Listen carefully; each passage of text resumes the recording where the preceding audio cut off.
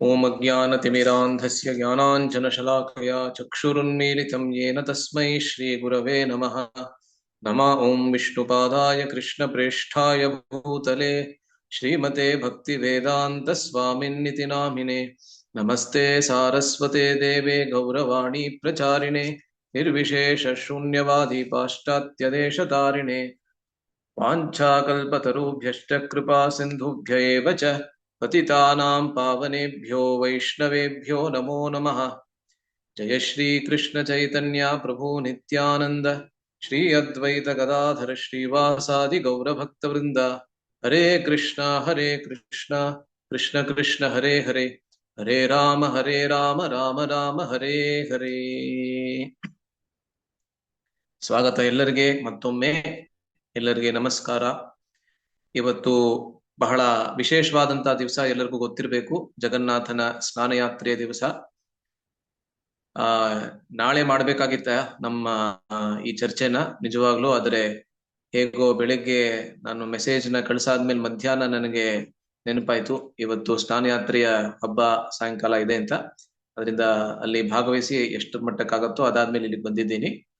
ತೊಂದರೆ ಇಲ್ಲ. ಇವತ್ತು ನಮ್ಮ ಸಾಪ್ತಾಹಿಕ ಚರ್ಚೆ ಏನಿದೆ, ಷಡ್ಗೋಸ್ವಾಮಿ ವೈಭವದ ಚರ್ಚೆ, ಅದನ್ನ ಮುಂದುವರಿಸೋಣ.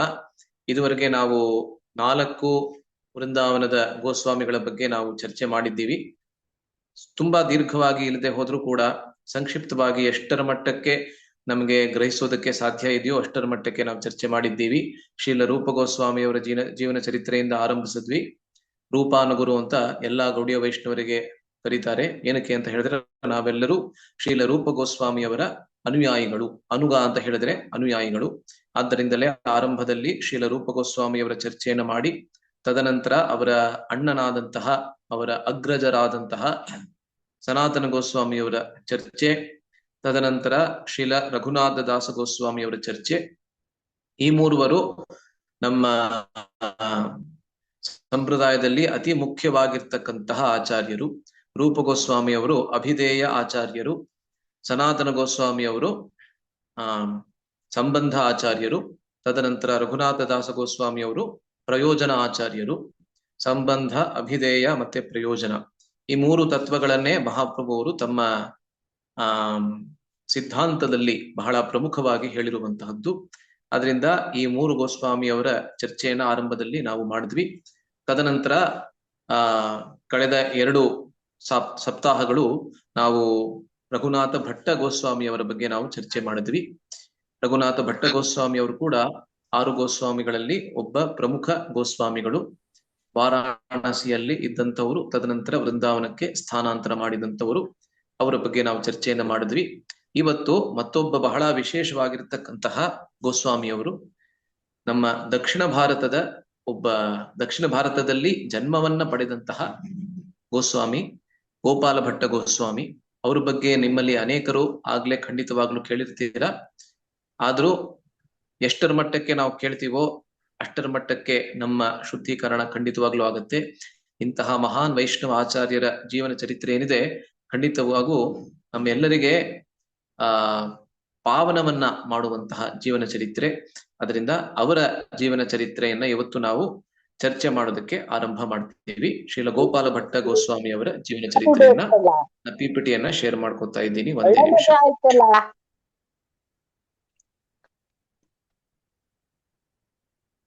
ನಾನ್ ಇಟ್ಕೊಂಡ್ಬಿಡೋಣ ಅನ್ಕಂಡೆ.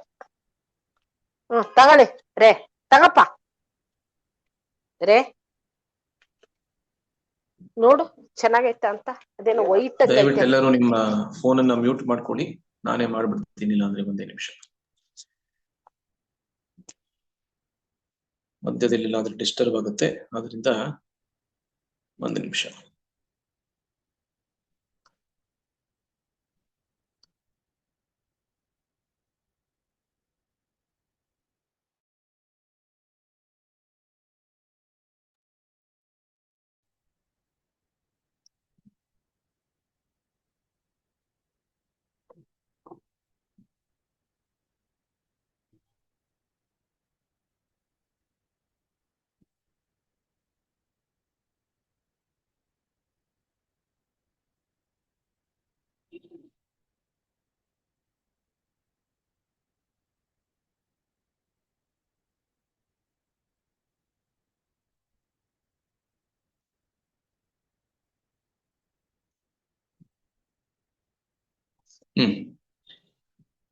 ಕಾಣಿಸ್ತಾ ಇದೆ ಅಂತ ಅಂದ್ಕೋತೀನಿ ಎಲ್ಲರಿಗೂ.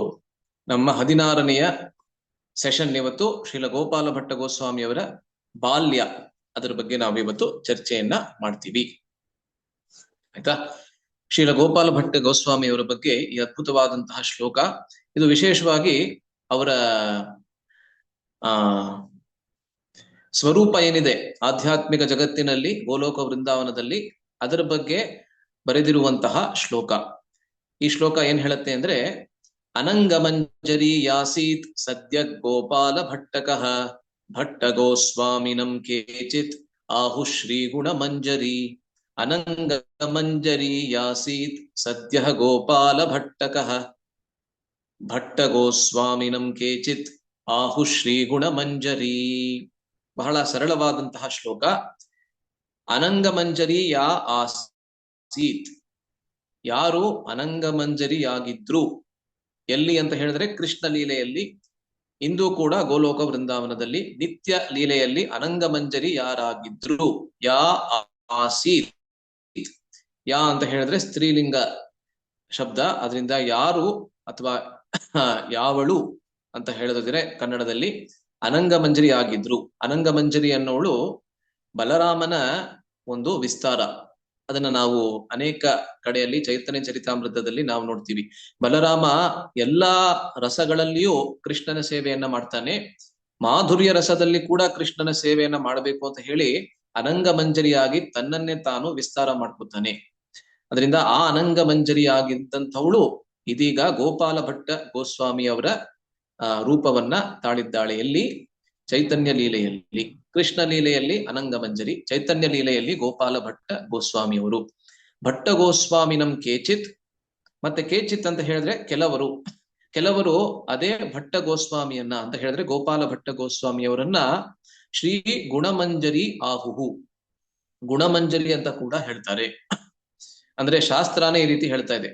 ಇದು ಕವಿ ಕರ್ಣಪೂರ್ ಅವರ ಗೌಡ ಗಣೋದ್ದೇಶ ದೀಪಿಕೆ ಎಂಬಂತಹ ಒಂದು ಅದ್ಭುತವಾದಂತಹ ಶಾಸ್ತ್ರದಲ್ಲಿ ಚೈತನ್ಯ ಲೀಲೆಯಲ್ಲಿ ಬರುವಂತಹ ಎಲ್ಲಾ ಪ್ರಮುಖವಾಗಿರ್ತಕ್ಕಂತಹ ಪಾತ್ರಗಳೇನಿದೆ, ಆ ಎಲ್ಲಾ ಪಾತ್ರಗಳ ಕೃಷ್ಣ ಲೀಲೆಯ ಮೂಲ ಸ್ವರೂಪ ಏನು ಅನ್ನೋದನ್ನ ಬಹಳ ಚೆನ್ನಾಗಿ ಹೇಳ್ತಾರೆ. ಅದರಿಂದ ಅವರೇ ಹೇಳ್ತಾರೆ, ಅಂದ್ರೆ ಕೆಲವರು ಅನಂಗಮಂಜರಿ ಅಂತ ಹೇಳ್ತಾರೆ, ಕೆಲವರು ಗುಣಮಂಜರಿ ಅಂತ ಹೇಳ್ತಾರೆ. ಇವರಿಬ್ಬರಲ್ಲಿ ಯಾರು ಬೇಕಾದ್ರೂ ಆಗಿರ್ಬೋದು ಅಂತ ಶಾಸ್ತ್ರನೇ ಹೇಳ್ತಾ ಇದೆ. ಅದರಿಂದ ನಾವು ಅದೇ ರೀತಿಯಲ್ಲಿ ನಾವು ಗ್ರಹಿಸ್ತೀವಿ. ಆಯ್ತಾ? ಅಂದ್ರಿಂದ ಗೋಪಾಲ ಭಟ್ಟ ಗೋಸ್ವಾಮಿ ಅವರು ಇಲ್ಲ ಅನಂಗಮಂಜರಿ ಅಥವಾ ಗುಣಮಂಜರಿ ಅಂತ ಈ ಶ್ಲೋಕ ನಮಗೆ ತಿಳಿಸ್ಕೊಡುತ್ತೆ. ಆಯ್ತಾ? ಸೊ ಇದೀಗ ನಾವು ಅವರ ಜೀವನ ಚರಿತ್ರೆಯನ್ನ ಚರ್ಚೆ ಮಾಡೋದಕ್ಕೆ ಪ್ರಾರಂಭ ಮಾಡೋಣ.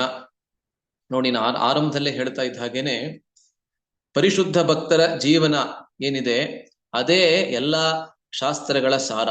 ಏಕೆಂದ್ರೆ ಅವರ ಜೀವನದಲ್ಲಿ ಶಾಸ್ತ್ರ ಏನ್ ಹೇಳುತ್ತೆ ಅದರ ಪ್ರತಿರೂಪವನ್ನ ನಾವು ಕಾಣ್ತೀವಿ ಅಲ್ವಾ.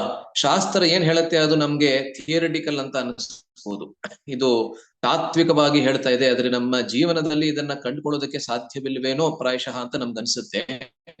ಆದ್ರೆ ಮಹಾನ್ ಭಕ್ತರ ಜೀವನ ಚರಿತ್ರೆಯನ್ನ ಗಮನಿಸಿದ್ರೆ ಅವಾಗ ನಮ್ಗೇನ್ ಅನ್ಸುತ್ತೆ, ಏನ್ ಗೊತ್ತಾಗತ್ತೆ ಅಂದ್ರೆ ಖಂಡಿತವಾಗ್ಲೂ ಸಾಧ್ಯ, ಇಂಥ ಮಹಾನುಭಾವರು ತಮ್ಮ ಜೀವನದಲ್ಲಿ ಅದನ್ನ ಅಳವಡಿಸಿ ತೋರಿಸಿದ್ದಾರೆ ಅಂತ ನಮಗೆ ಅನಿಸುತ್ತೆ. ಅದರಿಂದ ಮಹಾನ್ ಭಕ್ತರ ನಡವಳಿಕೆ ಏನಿದೆ, ಮತ್ತೆ ಜನಸಾಮಾನ್ಯರಿಗೆ ಅವರು ಹೇಗೆ ತಮ್ಮ ಜೀವನವನ್ನ ಸಂಪೂರ್ಣವಾಗಿ ಸಮರ್ಪಿಸ್ಕೊಂಡಿರ್ತಾರೆ, ಮತ್ತೆ ಆ ಮಹಾನ್ ಭಕ್ತರ ನಡುವೆ ಇರುವಂತಹ ಸಂಬಂಧ ಏನಿದೆ, ಇದನ್ನ ಎಲ್ಲಾ ವೈಷ್ಣವ ಆಚಾರ್ಯರ ಜೀವನದಲ್ಲಿ ನಾವು ನೋಡ್ತೀವಿ. ಸಾಮಾನ್ಯವಾಗಿ ಹೇಳ್ತಾರೆ, ಪಂಡಿತಂ ದೃಷ್ಟ್ವಾ ಶ್ವಾಣಾದಪಿ ಗುರ್ಗುರಾಯತೆ ಅಂತ ಸಂಸ್ಕೃತದಲ್ಲಿ ಹೇಳ್ತಾರೆ. ಏನಂದ್ರೆ ಆಗಿನ ಕಾಲದಲ್ಲಿ ಕೂಡ ಪಂಡಿತ ಮತ್ತೆ ಇನ್ನೊಬ್ಬ ಪಂಡಿತ ಅವರಿಬ್ಬರ ನಡುವೆ ಪರಸ್ಪರ ಕಲಹ ಆ ರೀತಿ ಇರ್ತಾ ಇತ್ತು. ಯಾವ ಪಂಡಿತ? ಭೌತಿಕವಾದಂತಹ ಜ್ಞಾನದಲ್ಲಿ ಪಂಡಿತ. ಅದು ಕೇವಲ ನಮ್ಮ ಭೌತಿಕ ಶಾಸ್ತ್ರಗಳಲ್ಲಿ ಮಾತ್ರ ಅಲ್ಲ, ಅಂದ್ರೆ ಭೌತಿಕ ವಿದ್ಯೆಯಲ್ಲಿ ಮಾತ್ರ ಅಲ್ಲ, ನಮ್ಮ ಕಂಪ್ಯೂಟರ್ ಸೈನ್ಸ್ ಆಯ್ತು ಅದೆಲ್ಲ, ಅದು ಮಾತ್ರ ಅಲ್ಲ. ಆದ್ರೆ ಶಾಸ್ತ್ರದಲ್ಲಿ ಕೂಡ ಆ ಶಾಸ್ತ್ರವನ್ನ ಭೌತಿಕ ದೃಷ್ಟಿಯಿಂದ ಯಾರು ಓದ್ತಾರೆ ಅದು ಕೂಡ ಭೌತಿಕ ವಿದ್ಯೆನೇ ಆಗಿರುತ್ತೆ. ಉದಾಹರಣೆಗೆ ಸಂಸ್ಕೃತವಾಯಿತು, ಅಥವಾ ಆಯುರ್ವೇದವಾಯಿತು, ಯೋಗಶಾಸ್ತ್ರವಾಯಿತು, ಇದೆಲ್ಲ ಭೌತಿಕವಾಗಿ ಉಳ್ಕೊಳ್ಳುತ್ತೆ. ಎಲ್ಲಿಯವರೆಗೆ ಅಂತ ಹೇಳಿದ್ರೆ ಅದನ್ನ ಭೌತಿಕ ದೃಷ್ಟಿಯಿಂದ ನೋಡುವವರೆಗೆ. ಅದರಿಂದ ಆಗಿನ ಕಾಲದಲ್ಲಿ ಕೂಡ ಒಬ್ಬ ಪಂಡಿತ ಮತ್ತೊಬ್ಬ ಪಂಡಿತನನ್ನ ನೋಡಿ ಹೇಗೆ ನಾಯಿಗಳು ಬೊಗಳುತ್ತೆ ಆ ರೀತಿ ಬೊಗಳ್ತಾ ಇದ್ರಂತೆ ಅಂತ ಈ ಶ್ಲೋಕ ಹೇಳುತ್ತೆ. ಶ್ವಾಣಾದಪಿ ಗುರ್ಗುರಾಯತೆ. ಆ ಶ್ವಾಣ ಅಂತ ಹೇಳಿದ್ರೆ ನಾಯಿ ಅಲ್ವಾ. ನಾಯಿ ಮತ್ತೊಂದು ನಾಯಿನ ನೋಡಿದ್ರೆ ಏನ್ ಮಾಡುತ್ತೆ? ಗೋರ್ಗೋರ್ ಅಂತ ಬೊಗಳುತ್ತೆ ಅಲ್ವಾ. ಸೊ ಅದೇ ರೀತಿಯಲ್ಲಿ ಆಗಿನ ಕಾಲದಲ್ಲಿ ಕೂಡ ಇತ್ತು. ಆದರೆ ಮಹಾನ್ ವೈಷ್ಣವ ಆಚಾರ್ಯರ ಜೀವನವನ್ನ ನಾವು ಗಮನಿಸಿದ್ರೆ ಈ ರೀತಿ ನಾವು ನೋಡೋದಕ್ಕೆ ಸಾಧ್ಯನೇ ಇಲ್ಲ. ಒಬ್ಬ ವೈಷ್ಣವಾಚಾರ್ಯರು ಮತ್ತೊಬ್ಬ ವೈಷ್ಣವ ಆಚಾರ್ಯರನ್ನ ಹೇಗೆ ಭಾವಿಸ್ತಾ ಇದ್ರು, ಅವರಿಬ್ಬರ ನಡುವೆ ಇರುವಂತಹ ಅತಿ ನಿಕಟವಾಗಿರ್ತಕ್ಕಂಥ ಸಂಬಂಧ, ಅತಿ ಮಾಧುರ್ಯದಿಂದ ಕೂಡಿದಂತಹ ಮಾಧುರ್ಯ ಯುಕ್ತವಾದಂತಹ ಸಂಬಂಧ ಏನಿತ್ತು ಅದನ್ನ ನಾವು ಗಮನಿಸಿದ್ರೆ ಖಂಡಿತವಾಗ್ಲೂ ನಮ್ಗನ್ಸುತ್ತೆ ಇದು ನಿಜವಾಗ್ಲೂ ಶಾಸ್ತ್ರ ನೈಪುಣ್ಯದ ಅಥವಾ ಶಾಸ್ತ್ರ ಪಾಂಡಿತ್ಯದ ಲಕ್ಷಣ ಅಂತ ನಮ್ಗನ್ಸುತ್ತೆ ಅಲ್ವಾ. ಅದರಿಂದ ಅಂತ ಮಹಾನ್ ಆಚಾರ್ಯರ ಜೀವನದಿಂದ ನಾವು ಎಲ್ಲಾ ರೀತಿಯಾದಂತಹ ಮೌಲ್ಯಗಳನ್ನ ನಾವು ಕಲಿತೀವಿ. ಕೇವಲ ನಮ್ಮ ನೈತಿಕತೆಯ ಮೌಲ್ಯ ಮಾತ್ರ ಅಲ್ಲ, ಆದ್ರೆ ಭಕ್ತಿಮಯವಾಗಿರ್ತಕ್ಕಂತಹ ಮೌಲ್ಯಗಳನ್ನ ನಾವು ಕಲಿತೀವಿ.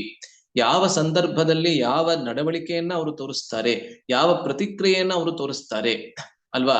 ಅದೇ ಸಂದರ್ಭದಲ್ಲಿ ನಾನು ಇದ್ದಿದ್ರೆ ಯಾವ ಪ್ರತಿಕ್ರಿಯೆಯನ್ನ ನಾನು ತೋರಿಸ್ತಾ ಇದ್ದೆ ಎಂಬುದನ್ನ ಕೂಡ ನಾವು ಊಹೆ ಕೂಡ ಮಾಡ್ಕೋಬಹುದು ಅಲ್ವಾ. ಅದರಿಂದ ಅಂತ ಮಹಾನ್ ವೈಷ್ಣವ ಆಚಾರ್ಯರ ಜೀವನದಿಂದಲೇ ನಮ್ಗೆ ಎಲ್ಲಾ ಶಾಸ್ತ್ರಗಳ ಸಾರ, ಶಾಸ್ತ್ರಗಳ ತಿರುಳು ಅನ್ನೋದು ನಮ್ಗೆ ಗೊತ್ತಾಗ್ತದೆ ಅಲ್ವಾ. ಅದರಿಂದ ನಮ್ಮ ವಿಷಯಕ್ಕೆ ಇವಾಗ ಬರೋಣ. ಗೋಪಾಲ ಭಟ್ಟ ಗೋಸ್ವಾಮಿ ಅವರು ಶ್ರೀರಂಗ ಕ್ಷೇತ್ರದಲ್ಲಿ ವೆಂಕಟ ಭಟ್ಟ ಎಂಬಂತಹ ಮಹಾನ್ ವೈಷ್ಣವರಿಗೆ ಸುಪುತ್ರರಾಗಿ ಹುಟ್ಟಿದರು. ಸುಮಾರು 500 ವರ್ಷಗಳ ಹಿಂದೆ, 1503 ಅಥವಾ 4 ಅಥವಾ 5 ಆ ಒಂದು ಸಂದರ್ಭದಲ್ಲಿ, ಆ ಒಂದು ವರ್ಷಗಳಲ್ಲಿ, ಒಂದು ವರ್ಷದಲ್ಲಿ ಅಂತ ಹೇಳುತ್ತೆ. ನಿಖರವಾಗಿ ನಮಗೆ ಗೊತ್ತಿಲ್ಲದೆ ಇರ್ಬೋದು. ಆದ್ರೆ 16ನೆಯ ಶತಮಾನದ ಆರಂಭದ ಕೆಲವು ವರ್ಷಗಳಲ್ಲಿ ಅಂತ ನಾವು ನಮ್ಮ ಪಾಶ್ಚಾತ್ಯ ಪಂಚಾಂಗದ ಪ್ರಕಾರ ಇಟ್ಕೋಬಹುದು. ಅದರಿಂದ 500 ವರ್ಷಗಳಿಗಿಂತ ಹೆಚ್ಚಾಗಿದೆ. ಇವಾಗ ಸುಮಾರು 520 ವರ್ಷಗಳ ಹಿಂದೆ ಅವರು ಶ್ರೀರಂಗ ಕ್ಷೇತ್ರದಲ್ಲಿ, ಶ್ರೀರಂಗ ಕ್ಷೇತ್ರಕ್ಕೆ ನಿಮ್ಮಲ್ಲಿ ಎಷ್ಟು ಜನ ಹೋಗಿದ್ದೀರಾ? ದಯವಿಟ್ಟು ನೀವು ಹ್ಯಾಂಡ್ ರೈಸ್ ಮಾಡಿ. ದಯವಿಟ್ಟು ಯಾರ್ಯಾರು ಹೋಗಿದ್ದೀರಾ? ನಿಮ್ಮಲ್ಲಿ ಅನೇಕರು ಹೋಗಿರ್ತೀರಾ ಖಂಡಿತವಾಗ್ಲು. ಅದರಿಂದ ದಯವಿಟ್ಟು ಹ್ಯಾಂಡ್ ರೈಸ್ ಮಾಡಿ. ಒಬ್ರೇನಾ? ಬೇರೆ ಯಾರು ಹೋಗಿಲ್ವಾ? ಓಕೆ, ಇಬ್ರು ಮಾತ್ರ ಕೈ ಎತ್ತಿದ್ದಾರೆ. ಇನ್ನು ಎಷ್ಟೊಂದು ಜನ ಹೋಗಿದ್ದಿರ್ಬೋದು ಅಂತ ಅನ್ಕೊಂಡಿದ್ದೀನಿ. ಹೋಗಿಲ್ದೆ ಹೋದ್ರೆ 4 ಜನ ಇವಾಗ. ಓಕೆ, ಧನ್ಯವಾದಗಳು. ಹೋಗಿಲ್ದೆ ಹೋದ್ರೆ ದಯವಿಟ್ಟು ಒಂದ್ ಯಾತ್ರೆಗೆ ಹೋಗ್ಬಿಟ್ಟು ಬನ್ನಿ. ಒಂದು ರಾತ್ರಿಯಲ್ಲಿ ಹೋಗ್ಬೋದು ಅಲ್ಲಿಗೆ. ನಾವು ಬಹಳ ಹತ್ರದಲ್ಲೇ ತಮಿಳುನಾಡಿನ ಕ್ಷೇತ್ರ ಅದು, ಅಲ್ಲಿಗೆ ಹೋಗ್ಬಿಟ್ಟು ಬರ್ಬೋದು. ವಿಶ್ವದ ಅತಿ ದೊಡ್ಡ ದೇವಸ್ಥಾನ, ಅತಿ ಬೃಹದಾಕಾರವಾದಂತಹ ದೇವಸ್ಥಾನ ಅಲ್ಲಿದೆ. ನಮ್ಮ ಮಾಯಾಪುರದ ದೇವಸ್ಥಾನ ಮುಂದಿನ ವರ್ಷ ಪ್ರಾಣ ಪ್ರತಿಷ್ಠೆಯನ್ನ ಕಾಣುತ್ತೆ 2027ರಲ್ಲಿ. ತದನಂತರ ಮಾಯಾಪುರದ ದೇವಸ್ಥಾನ ವಿಶ್ವದ ಅತಿ ದೊಡ್ಡ ದೇವಸ್ಥಾನ ಅಂತ ಅನಿಸ್ಕೊಳ್ಳುತ್ತೆ. ಆದ್ರೆ ಇದೀಗ ಶ್ರೀರಂಗದ ದೇವಸ್ಥಾನ ಅತಿ ದೊಡ್ಡ ದೇವಸ್ಥಾನ. ಅದಾದ್ಮೇಲೆ ಕೂಡ ಶ್ರೀರಂಗದ ದೇವಸ್ಥಾನಕ್ಕೆ ಯಾವುದೇ ಸರಿಸಾಟಿ ಇರೋದಿಲ್ಲ. ಏನಕ್ಕೆ ಅಂತ ಹೇಳಿದ್ರೆ ಆ ಸಂಪೂರ್ಣವಾದಂತ ದೇವಸ್ಥಾನವನ್ನ ಕಲ್ಲಿನಿಂದ ಮಾಡಿರುವಂತಹ ದೇವಸ್ಥಾನ. ಆ ರೀತಿಯಾದಂತಹ ದೇವಸ್ಥಾನ ಅಷ್ಟು ಬೃಹದಾಕಾರವಾಗಿ ಬೇರೆ ಎಲ್ಲೂ ನೋಡೋದಕ್ಕೆ ಸಾಧ್ಯವೇ ಇಲ್ಲ. ಇರಲಿ, ಗೋಪಾಲ ಭಟ್ಟ ಗೋಸ್ವಾಮಿ ಅವರು ಶ್ರೀರಂಗ ಕ್ಷೇತ್ರದಲ್ಲಿ ವೆಂಕಟ ಭಟ್ಟರಿಗೆ ಅವರು ಸುಪುತ್ರರಾಗಿ ಹುಟ್ಟಿದರು. ಆ ವೆಂಕಟ ಭಟ್ಟರಿಗೆ ಇನ್ನೂ 2 ತಮ್ಮಂದಿರು ಇದ್ರು. ಅವರ ಹೆಸರು ಪ್ರಬೋಧಾನಂದ ಸರಸ್ವತಿ ಮತ್ತೆ ತಿರುಮಲ ಭಟ್ಟ ಅಂತ. ಈ ಪ್ರಬೋಧಾನಂದ ಸರಸ್ವತಿ ಅವರು ಗೌಡಿಯ ಸಂಪ್ರದಾಯದಲ್ಲಿ ಸನ್ಯಾಸವನ್ನ ಸ್ವೀಕರಿಸಿದರು. ತದನಂತರ ಅವರ ಹೆಸರು ಪ್ರಬೋಧಾನಂದ ಸರಸ್ವತಿ ಅಂತ ಆಯಿತು. ಆದ್ರೆ ಮುಂಚೆ ಅವರ ಹೆಸರು ಬೇರೆ ಇದ್ದಿರಬೇಕು, ಅದರ ಬಗ್ಗೆ ನಮ್ಗೆ ಮಾಹಿತಿ ಸಿಗೋದಿಲ್ಲ. ಅದರಿಂದ ವೆಂಕಟ ಭಟ್ಟ, ತಿರುಮಲ ಭಟ್ಟ ಮತ್ತೆ ಪ್ರಬೋಧಾನಂದ ಸರಸ್ವತಿ ಈ 3 ಕೂಡ ಶ್ರೀರಂಗ ಕ್ಷೇತ್ರದ ಶ್ರೀ ರಂಗನಾಥ ಸ್ವಾಮಿ ದೇವಸ್ಥಾನ ಏನಿದೆ ಅದರ ಪ್ರಮುಖ ಪೂಜಾರಿಗಳು ಆಗಿದ್ರು, ಅಥವಾ ಮುಖ್ಯ ಪೂಜಾರಿಗಳು ಆಗಿದ್ರು, ಹೆಡ್ ಪೂಜಾರಿಗಳು ಅಲ್ವಾ. ಅದರಿಂದ ಅತಿ ದೊಡ್ಡ ದೇವಸ್ಥಾನ, ವಿಶ್ವದ ಅತಿ ಬೃಹದಾಕಾರವಾದಂತ ದೇವಸ್ಥಾನಕ್ಕೆ ಮುಖ್ಯ ಪೂಜಾರಿಗಳಾಗಿದ್ರು ಈ 3 ಕೂಡ.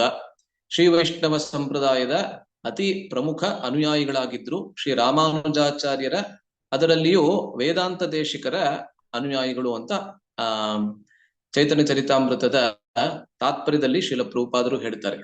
ಶ್ರೀ ವೈಷ್ಣವ ಸಂಪ್ರದಾಯದಲ್ಲಿ ಕೂಡ ಎರಡು ವಿಭಾಗಗಳಿದೆ, ಒಂದು ತೆಂಕಲೈ ಮತ್ತು ಇನ್ನೊಂದು ವಡಕಲೈ ಅಂತ. ತೆನ್ ಅಂತ ಹೇಳಿದ್ರೆ ತಮಿಳು ಭಾಷೆಯಲ್ಲಿ ದಕ್ಷಿಣ ಅಂತ ಅರ್ಥ. ವೆನ್ ಅಂತ ಹೇಳಿದ್ರೆ ಉತ್ತರ ದಿಕ್ಕು. ಅದನ್ನ ನಾವು ಕನ್ನಡದಲ್ಲಿ ಕೂಡ ಹೇಳ್ತೀವಿ, ತೆಂಕಣ, ವಡಕಣ, ಮತ್ತೆ ಮೂಡಣ, ಪಡುವಣ, ಆ ರೀತಿ ಕನ್ನಡದಲ್ಲಿ ಕೂಡ ನಾವು ಹೇಳ್ತೀವಿ. ಹಳೆಗನ್ನಡದೆಲ್ಲ ನೀವು ನೋಡಿದ್ರೆ ನೀವು ಗೊತ್ತಾಗತ್ತೆ. ಅದರಿಂದ ತೆನ್ ಅಂತ ಹೇಳಿದ್ರೆ ದಕ್ಷಿಣ ಭಾರತ, ದಕ್ಷಿಣ ದಿಕ್ಕು. ಅದೇ ತೆಂಕಲೈ ಅಂತ ಹೇಳಿದ್ರೆ ತಮಿಳು ಭಾಷೆ ದಕ್ಷಿಣ ಭಾಷೆ ಅಲ್ವಾ. ತಮಿಳು ಭಾಷೆಯಲ್ಲಿ ಇರುವಂತಹ ಶಾಸ್ತ್ರ ಏನಿದೆ ಅಂದ್ರೆ ಆಳ್ವಾರರ ದಿವ್ಯ ಪ್ರಬಂಧಗಳು, ಅದನ್ನ ಅಭ್ಯಾಸ ಮಾಡಿ ಪ್ರಚಾರ ಮಾಡುವಂತವರು ಪ್ರಮುಖವಾಗಿ ಅಂಥವರು ತೆಂಕಲೈ ಸಂಪ್ರದಾಯಕ್ಕೆ ಸೇರ್ತಾರೆ. ಮತ್ತೆ ವಡ ಅಂತ ಹೇಳಿದ್ರೆ ಉತ್ತರ. ಸಂಸ್ಕೃತ ಅನ್ನೋದು ಉತ್ತರ ದಿಕ್ಕಿನ ಭಾಷೆ ಅಂತ ಪರಿಗಣಿಸ್ತೀವಿ ಸಾಮಾನ್ಯವಾಗಿ. ಅದರಿಂದ ಸಂಸ್ಕೃತದ ಶಾಸ್ತ್ರಗಳಲ್ಲಿ ಪರಿಣತಿಯನ್ನ ಹೊಂದಿ ಅದನ್ನ ಪ್ರಚಾರ ಮಾಡುವಂಥವರು ವಡಕಲೈ ಸಂಪ್ರದಾಯಕ್ಕೆ ಸೇರಿದಂಥವ್ರು ಅಂತ ಹೇಳ್ತಾರೆ. ಅದರಿಂದ ಈ ಮೂರುವರು, ವೆಂಕಟ ಭಟ್ಟ, ತಿರುಮಲ ಭಟ್ಟ ಮತ್ತೆ ಪ್ರಬೋಧಾನಂದ ಸರಸ್ವತಿ, ಈ ಮೂರುವರು ಆ ವಡಕಲೈ ಸಂಪ್ರದಾಯಕ್ಕೆ ಸೇರಿದಂಥವರು. ಈ ಒಂದೊಂದು ಸಂಪ್ರದಾಯಕ್ಕೆ ಅಂದ್ರೆ ಎರಡೂ ಸಂಪ್ರದಾಯಗಳಿಗೆ ಆ ಪ್ರಮುಖವಾಗಿರ್ತಕ್ಕಂಥ ಆಚಾರ್ಯರು ಕೂಡ ಇದ್ದಾರೆ. ವಡಕಲೈ ಸಂಪ್ರದಾಯಕ್ಕೆ ವೇದಾಂತ ದೇಶಿಕರು, ತೆಂಕಲೈ ಸಂಪ್ರದಾಯಕ್ಕೆ ಪಿಳ್ಳೈ ಲೋಕಾಚಾರ್ಯರು ಮತ್ತೆ ಮಣಮಾಲ ಮಾಮುನಿಗಳು ಅಂತ ಹೇಳ್ತಾರೆ. ಅದರಿಂದ ಈ ವಡಕಲೈ ಸಂಪ್ರದಾಯಕ್ಕೆ ಸೇರಿದಂಥವರು ಈ ಮೂರುವರು ಕೂಡ. ಚೈತನ್ಯ ಮಹಾಪ್ರಭುಗಳು 1510ರಿಂದ 1512 ಇಸವಿಯವರೆಗೆ ಅವರು ತಮ್ಮ ದಕ್ಷಿಣ ಭಾರತದ ಯಾತ್ರೆಯನ್ನ ಮಾಡ್ತಾರೆ. ಇದರ ಬಗ್ಗೆ ತಮಗೆಲ್ಲರಿಗೂ ಖಂಡಿತವಾಗ್ಲೂ ಗೊತ್ತೇ ಇರ್ತದೆ ಅಲ್ವಾ. ದಕ್ಷಿಣ ಭಾರತದ ಯಾತ್ರೆಯನ್ನ ಸನ್ಯಾಸಾಶ್ರಮವನ್ನ ಸ್ವೀಕರಿಸಿದ ನಂತರವೇ ತಕ್ಷಣವೇ ಅವರು ಕೈಗೊಳ್ಳುತ್ತಾರೆ. ಏನಕ್ಕೆ ಅಂತ ಹೇಳಿದ್ರೆ ಅದಕ್ಕೂ ಅನೇಕ ಕಾರಣಗಳನ್ನ ಕೊಡ್ತಾರೆ. ಪ್ರಮುಖವಾಗಿ ಅವರು ತಮ್ಮದೇ ಆದಂತ ಕ್ಷೇತ್ರದಲ್ಲಿ, ಮಾಯಾಪುರದಲ್ಲಿ ಹೆಚ್ಚು ಪ್ರಚಾರವನ್ನ ಮಾಡೋದಕ್ಕಾಗ್ಲಿಲ್ಲ. ಅದರಿಂದ ಹೊಸ ಕ್ಷೇತ್ರಕ್ಕೆ ಹೋಗಿ ಅಲ್ಲಿ ಸಾಮಾನ್ಯ ಜನರನ್ನ ಈ ಹರೇ ಕೃಷ್ಣ ಮಹಾಮಂತ್ರವನ್ನ ಜಪಿಸುವುದಕ್ಕೆ ಪ್ರೇರೇಪಿಸಬಹುದು ಅಂತ ಹೇಳಿ ಅವರು ದಕ್ಷಿಣ ಭಾರತದ ಯಾತ್ರೆಯನ್ನ ಕೈಗೊಳ್ಳುತ್ತಾರೆ. ಕೂರ್ಮ ಕ್ಷೇತ್ರದಿಂದ, ಆಂಧ್ರ ಪ್ರದೇಶದ ಕೂರ್ಮ ಕ್ಷೇತ್ರದಿಂದ ಅವರ ದಕ್ಷಿಣ ಭಾರತದ ಯಾತ್ರೆ ಆರಂಭ ಆಗತ್ತೆ. ಜಗನ್ನಾಥಪುರಿಯಿಂದ ಮೊದಲು ಕೂರ್ಮ ಕ್ಷೇತ್ರಕ್ಕೆ ಬರ್ತಾರೆ. ಇವತ್ತಿನ ಆಂಧ್ರ ಪ್ರದೇಶದ ಅನೇಕ ತೀರ್ಥ ಸ್ಥಳಗಳಿಗೆ ಅವರು ಭೇಟಿಯನ್ನ ನೀಡ್ತಾರೆ. ತದನಂತರ ತಮಿಳುನಾಡಿಗೆ ಬರ್ತಾರೆ. ತಮಿಳುನಾಡಿನಲ್ಲಿ ಕೂಡ ಬೇರೆ ಎಲ್ಲಾ ಕ್ಷೇತ್ರಗಳಿಗೆ ಭೇಟಿ ನೀಡಿ ಆದ ಮೇಲೆ ಕಾಂಚೀಪುರವಾಯಿತು, ಶ್ರೀಪೆರಂಬುದೂರ್ ಆಯಿತು. ಕೊನೆಗೆ ದಕ್ಷಿಣ ಭಾರತದ ತಮಿಳುನಾಡಿನ ದಕ್ಷಿಣ ದಿಕ್ಕಿನಲ್ಲಿ ಇರುವಂತಹ ಶ್ರೀರಂಗ ಕ್ಷೇತ್ರಕ್ಕೆ, ಒಂದು ದ್ವೀಪದ ರೂಪದಲ್ಲಿ ಇರುವಂತಹ, ಸುತ್ತಲೂ ಕಾವೇರಿಯಿಂದ ಆವರಿಸಲ್ಪಟ್ಟಿರುವಂತಹ ಕ್ಷೇತ್ರಕ್ಕೆ ಅವರು ಬರ್ತಾರೆ. ಇದರ ವರ್ಣನೆಯನ್ನ ಬಹಳ ಸೊಗಸಾಗಿ ಚೈತನ್ಯ ಚರಿತಾಮೃತದಲ್ಲಿ ಕೊಟ್ಟಿದ್ದಾರೆ. ಚೈತನ್ಯ ಚರಿತಾಮೃತದ ಮಧ್ಯಲೀಲೆಯ 9ನೇ ಅಧ್ಯಾಯದ ಸುಮಾರು 75ನೇ ಶ್ಲೋಕದಿಂದ 100 ಶ್ಲೋಕಗಳವರೆಗೆ, ಅಂದ್ರೆ 175, 176 ಆ ರೀತಿಯಾದಂತಹ ಶ್ಲೋಕದವರೆಗೆ ಇದರ ವರ್ಣನೆ ಬರುತ್ತೆ. ಮಹಾಪ್ರಭು ಯಾವಾಗ ಶ್ರೀರಂಗ ಕ್ಷೇತ್ರಕ್ಕೆ ಬರ್ತಾರೆ ಅವರು ಬಹಳ ಭಾವವಿಹೋರರಾಗಿರ್ತಾರೆ. ಅಂದ್ರೆ ಅವರ ಭಾವನೆಗಳು ಬಹಳ ಉಚ್ಚ ಕೋಟಿಯಲ್ಲಿ ಇರ್ತದೆ, ಉತ್ತುಂಗ ಶಿಖರವನ್ನ ತಲುಪಿಬಿಡ್ತದೆ. ಅದು ವಿಶೇಷವಾಗಿ ಯಾವಾಗ ಅವರು ರಂಗನಾಥನ ದರ್ಶನವನ್ನ ಮಾಡ್ತಾರೆ. ನೋಡಿ, ಇದನ್ನ ಪಿಕ್ಚರ್ ಅಲ್ಲಿ ನೀವು ನೋಡ್ತಾ ಇದ್ದೀರಾ ಅಲ್ವಾ. ಇದೆಲ್ಲ AI ಜನರೇಟೆಡ್ ಪಿಕ್ಚರ್. ಮೊದಲನೇ ಸತಿ ನಾನು ಮಾಡಕ್ಕೆ ಏನೋ ಪ್ರಯತ್ನ ಪಟ್ಟೆ ಚಾಟ್ ಜಿಪಿಟಿಯಲ್ಲಿ ಕೊಟ್ರೆ ಎಲ್ಲ ಕೊಟ್ಬಿಡತ್ತೆ ಪಿಕ್ಚರ್ ಎಲ್ಲ. ಒಂದೊಂದ್ಸತಿನೂ ಬೇರೆ ಬೇರೆ ಪಿಕ್ಚರ್ ಕೊಡುತ್ತೆ. ಚೇತನ್ ಮಹಾಪ್ರಭು ನೋಡಿದ್ರೆ ನಿಮ್ಗೆ ಸ್ವಲ್ಪ ಬೇರೆ ಯಾರೋ ಪಾಶ್ಚಾತ್ಯರ ತರ ನಿಮ್ಗೆ ಕಾಣಿಸ್ಬೋದು ಈ ಪಿಕ್ಚರ್ ನಲ್ಲಿ. ಏಕೆಂದ್ರೆ ಅವರ ಕೂದಲು ಆ ರೀತಿ ಇದೆ. ವಸ್ತುತಃ ಅವ್ರಿಗೆ ಕೂದಲಿರ್ಲಿಲ್ಲ ಅವ್ರು ಬಂದಾಗ ಅಲ್ವಾ. ಇವಾಗ ನನ್ಗೆ ಅನಿಸ್ತಾ ಇದೆ ಅವರು ಸನ್ಯಾಸಿ ಆಗಿದ್ರಿಂದ. ಆದ್ರೆ ಯಾವ್ದು ಪಿಕ್ಚರ್ ಕೊಡ್ತೋ ಅದನ್ನ ನಾನು ಇಲ್ಲಿ ಹಾಕಿದ್ದೀನಿ, ತೊಂದ್ರೆ ಇಲ್ಲ. ಅದರಿಂದ ರಂಗನಾಥನ ದರ್ಶನವನ್ನ ಯಾವಾಗ ಮಹಾಪ್ರಭು ಮಾಡ್ತಾರೆ ಅವ್ರಿಗೆ ಅವರ ಭಾವನೆಗಳು ಎಷ್ಟು ಉಕ್ಕಿ ಆಚೆ ಬಂದ್ಬಿಡ್ತದೆ ಅಂತ ಹೇಳಿದ್ರೆ, ಅವರು ಸಂಪೂರ್ಣವಾಗಿ ನೃತ್ಯವನ್ನ ಮಾಡ್ತಾ ಮಾಡ್ತಾ ತಮ್ಮನ್ನೇ ತಾವು ಮರೆತು ಬಿಡ್ತಾರೆ. ಮತ್ತೆ ಆ ರೀತಿಯಾಗಿ ನೃತ್ಯವನ್ನ ಮಾಡುವುದನ್ನ ನಾವು ಸಾಮಾನ್ಯವಾಗಿ ದಕ್ಷಿಣ ಭಾರತದಲ್ಲಿ ನಾವು ನೋಡೋದಿಲ್ಲ. ಮಧ್ವ ಸಂಪ್ರದಾಯದಲ್ಲಿ ಇರಬಹುದು ಅಥವಾ ರಾಮಾನುಜ ಸಂಪ್ರದಾಯದಲ್ಲಿ ಇರಬಹುದು, ಸಾಮಾನ್ಯವಾಗಿ ನೃತ್ಯವನ್ನ ಮಾಡೋದು ಸಾಮಾನ್ಯವಾಗಿ ನೋಡೋದಿಲ್ಲ. ಅವರು ಮಾಡ್ತಾರೆ, ಕೆಲವೊಂದು ಪರಿಸ್ಥಿತಿಗಳಲ್ಲಿ ಮಾಡ್ತಾರ, ಇವತ್ತು ಕೂಡ ಮಾಡ್ತಾರೆ, ನರ್ತನವನ್ನ ಕುಣಿತಾರೆ. ಆದ್ರೆ ಬಹಳ ವಿಶೇಷವಾದಂತಹ ಪರಿಸ್ಥಿತಿಗಳಲ್ಲಿ ಮಾತ್ರ. ಅದರಿಂದ ಅದು ಸನ್ಯಾಸಿ ಕುಣಿಯುವುದನ್ನ ನಾವು ಖಂಡಿತವಾಗ್ಲೂ ನೋಡೋದಿಲ್ಲ ಅಲ್ವಾ. ದಕ್ಷಿಣ ಭಾರತದಲ್ಲಿ ಇವೆರಡೇ ವೈಷ್ಣವ ಸಂಪ್ರದಾಯಗಳು ಮುಖ್ಯವಾಗಿರುವಂತಹದ್ದು.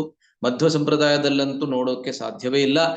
ರಾಮಾನುಜ ಸಂಪ್ರದಾಯದಲ್ಲಿ ಬೇರೆಯವರನ್ನ ನೋಡ್ಬೋದು, ಆದ್ರೆ ಸನ್ಯಾಸಿಯನ್ನ ಸಾಮಾನ್ಯವಾಗಿ ನೋಡೋದಕ್ಕೆ ಸಾಧ್ಯವೇ ಇಲ್ಲ.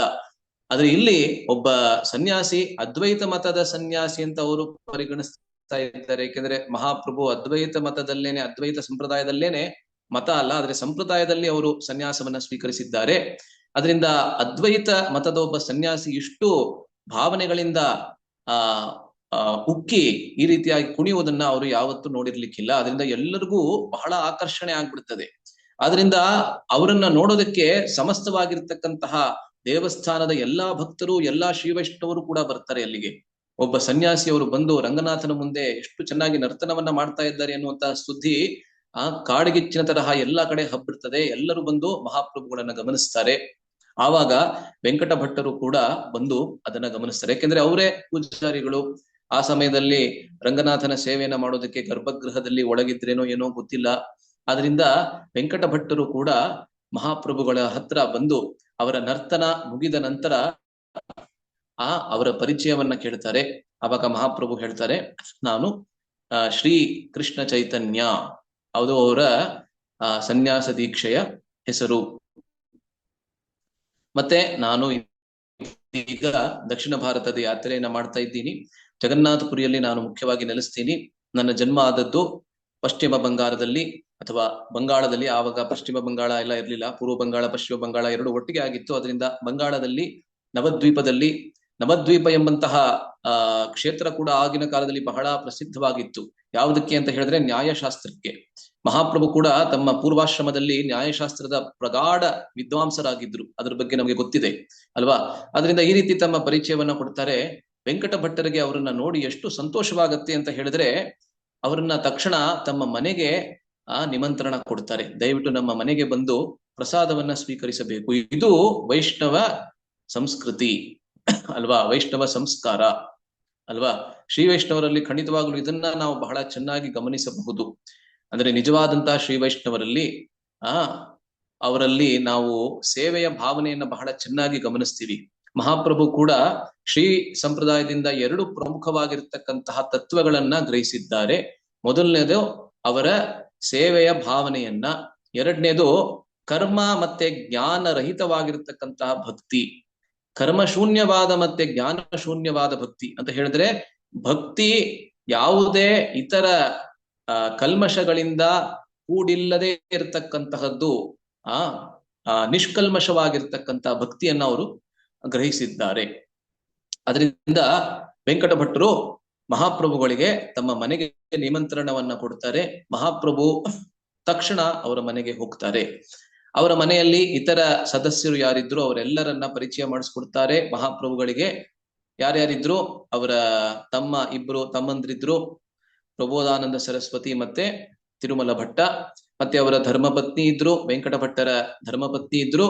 ಮತ್ತೆ ವೆಂಕಟ ಭಟ್ಟರ ಸುಪುತ್ರ ಗೋಪಾಲ ಭಟ್ಟ. ಆಗಿನ ಕಾಲದಲ್ಲಿ ಪ್ರಾಯಶಃ ಅವರಿಗೆ 5 ಅಥವಾ 6 ವರ್ಷಗಳ ವಯಸ್ಸು ಅಷ್ಟೇನೆ ಅಲ್ವಾ. ಈ ಪಿಕ್ಚರ್ ಕೂಡ AI ಜನರೇಟೆಡ್ ಇಮೇಜನೆ. ಆದ್ರಿಂದ ಅಲ್ಲಿ ತಕ್ಷಣ ಅವ್ರು ಏನ್ ಮಾಡ್ತಾರೆ ಅಂತ ಹೇಳಿದ್ರೆ, ಸನ್ಯಾಸಿ ನಮ್ಮ ಮನೆಗೆ ಬಂತಾ ಇದ್ದಾರೆ ಅಂತ ಹೇಳಿದ್ರೆ ಖಂಡಿತವಾಗ್ಲೂ ಮೊದಲು ಏನ್ ಮಾಡ್ಬೇಕು, ಅವರ ಪಾದ ಪ್ರಕ್ಷಾಳನವನ್ನ ಮಾಡಬೇಕು. ಪಾದ ಪ್ರಕ್ಷಾಳನ ಅಂತ ಹೇಳಿದ್ರೆ ಅವರ ಕಾಲನ್ನ ತೊಳೆಯುವಂತಹದ್ದು ಅಲ್ವಾ. ತಕ್ಷಣ ಮಹಾಪ್ರಭುಗಳ ಕಾಲನ್ನ ತೊಳೆಯೋದಕ್ಕೆ, ಅವರ ಪಾದ ಪ್ರಕ್ಷಾಳನವನ್ನ ಮಾಡೋದಕ್ಕೆ ಎಲ್ಲಾ ವ್ಯವಸ್ಥೆಯನ್ನ ಮಾಡ್ತಾರೆ. ಮಹಾಪ್ರಭುವರ ಕಾಲನ್ನ ತೊಳೆದು ಆ ಚರಣಾಮೃತ ಏನಿತ್ತು ಅದನ್ನ ತಮ್ಮ ಇತರ ಮನೆಯ ಸದಸ್ಯರಿಗೆ ಅದನ್ನ ಹಂಚಿ ಎಲ್ಲರೂ ಅದನ್ನ ಸೇವಿಸ್ತಾರೆ ಅಲ್ವಾ. ಅದರಿಂದ ಗೋಪಾಲ ಭಟ್ಟನು ಕೂಡ ಅವಾಗ ಮಹಾಪ್ರಭುಗಳ ಚರಣಾಮೃತವನ್ನ ಸೇವಿಸ್ತಾನೆ. ಇದರ ಬಗ್ಗೆ ಕೂಡ ಚೈತನ್ಯ ಚರಿತಾಮೃತದಲ್ಲಿ ಒಂದು ಶ್ಲೋಕ ಇದೆ. ಭಕ್ತ ಪದ ಧೂಲಿ ಭಕ್ತ ಪದ ಜಲ್ ಭಕ್ತ ಭುಕ್ತಿ ಅವಶೇಷ ತೀನ ಮಹಾಬಲ್. ನಾವು ಭಕ್ತಿಯಲ್ಲಿ ಬಹಳ ವೇಗದಿಂದ ಪ್ರಗತಿಯನ್ನ ಮಾಡಬೇಕು ಅಂತ ಹೇಳಿದ್ರೆ ಈ 3 ಯಾವ ಪ್ರಕಲ್ಪಗಳಿವೆ ಅದನ್ನ ನಾವು ಅನುಸರಿಸೋದಕ್ಕೆ ಆದಷ್ಟು ಪ್ರಯತ್ನ ಪಡಬೇಕು. ಯಾವಾಗ್ಲೂ ಆಗೋದಿಲ್ಲ, ಇದಕ್ಕೆ ಅವಕಾಶ ಸಿಗೋದಿಲ್ಲ. ಆದ್ರೆ ಯಾವಾಗ ಅವಕಾಶ ಸಿಗತ್ತೆ ಅದನ್ನ ಖಂಡಿತವಾಗ್ಲೂ ಬಿಡಬಾರದು. ಯಾವ್ದದು ಅಂತ ಹೇಳಿದ್ರೆ ಮಹಾನ್ ಭಕ್ತರ ಪಾದದ ಧೂಳಿ ಅಂತ ಹೇಳಿದ್ರೆ ಧೂಳು ಅಲ್ವಾ, ಅದು ಮೊದಲನೇದು. ಎರಡನೇದು ಭಕ್ತ ಪದ ಜಲ್ ಅಂತ ಹೇಳಿದ್ರೆ ಮಹಾನ್ ಭಕ್ತರ ಪಾದ ಸ್ಪರ್ಶವಾಗಿರುವಂತಹ ನೀರು ಅಂದ್ರೆ ಚರಣಾಮೃತ. ಮತ್ತೆ ಮೂರನೇದು ಭಕ್ತ ಭುಕ್ತ ಅವಶೇಷ, ಅವರು ಪ್ರಸಾದವನ್ನ ಸ್ವೀಕರಿಸಿ ಯಾವುದನ್ನ ಉಳಿಸಿದ್ದಾರೆ ಅಂತಹ ಮಹಾಪ್ರಸಾದ ಏನಿದೆ, ಉಚ್ಚಿಷ್ಟ ಅನ್ನೋದೇನ ಏನಂತ ಕರಿತೀವಿ ನಾವು, ಈ ಮೂರು ಕೂಡ ಬಹಳ ಪ್ರಮುಖವಾಗಿರ್ತಕ್ಕಂತಹದ್ದು. ಅದರಿಂದ ವೆಂಕಟ ಭಟ್ಟ ನೋಡಿ ಅಂತ ಸಂಸ್ಕಾರವಂತರು ತಕ್ಷಣ ಅವರನ್ನ ಕುಳ್ಳಿರಿಸಿ ಅವರ ಪಾದ ಪ್ರಕ್ಷಾಲನವನ್ನ ಮಾಡಿ ಆ ಚರಣಾಮೃತವನ್ನ ತಮ್ಮ ಎಲ್ಲಾ ಮನೆಯ ಸದಸ್ಯರಿಗೆ ಅದನ್ನ ಹಂಚ್ತಾರೆ. ಆಗಿನ ಕಾಲದಲ್ಲಿ ಅಂದ್ರೆ ಆ ಸಮಯದಲ್ಲಿ ಚಾತುರ್ಮಾಸ್ಯ ಆಗ್ತಾನೆ ಪ್ರಾರಂಭವಾಗಿರುತ್ತದೆ. ಶ್ರಾವಣ, ಭದ್ರ, ಅಶ್ವಿನ, ಕಾರ್ತಿಕ ಈ 4 ಮಾಸಗಳಿಗೆ, 4 ತಿಂಗಳುಗಳಿಗೆ ನಾವು ಚಾತುರ್ಮಾಸ್ಯ ಅಂತ ಹೇಳ್ತೀವಿ. ಈ ವರ್ಷ ಇನ್ನೂ ಪ್ರಾರಂಭ ಆಗಿಲ್ಲ ಅಲ್ವಾ. ಇದೀಗ ಜ್ಯೇಷ್ಠ ಮಾಸ ನಡೀತಾ ಇದೆ.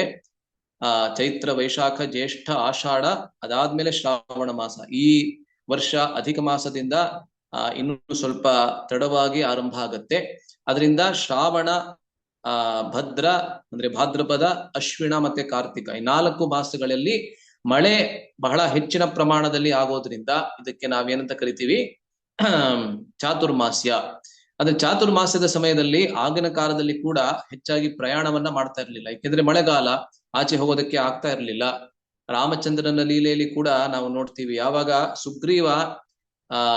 ಸುಗ್ರೀವನಿಗೆ ಮಾತನ್ನ ಕೊಟ್ಟಂತೆ ವಾಲಿಯ ಸಂಹಾರವನ್ನ ಮಾಡ್ತಾನೆ. ತದನಂತರ ಸೀತಾನ್ವೇಷಣೆಗೋಸ್ಕರ ಎಲ್ಲಾ ವಾನರರನ್ನ ಕಳಿಸ್ಬೇಕಾಗಿತ್ತು.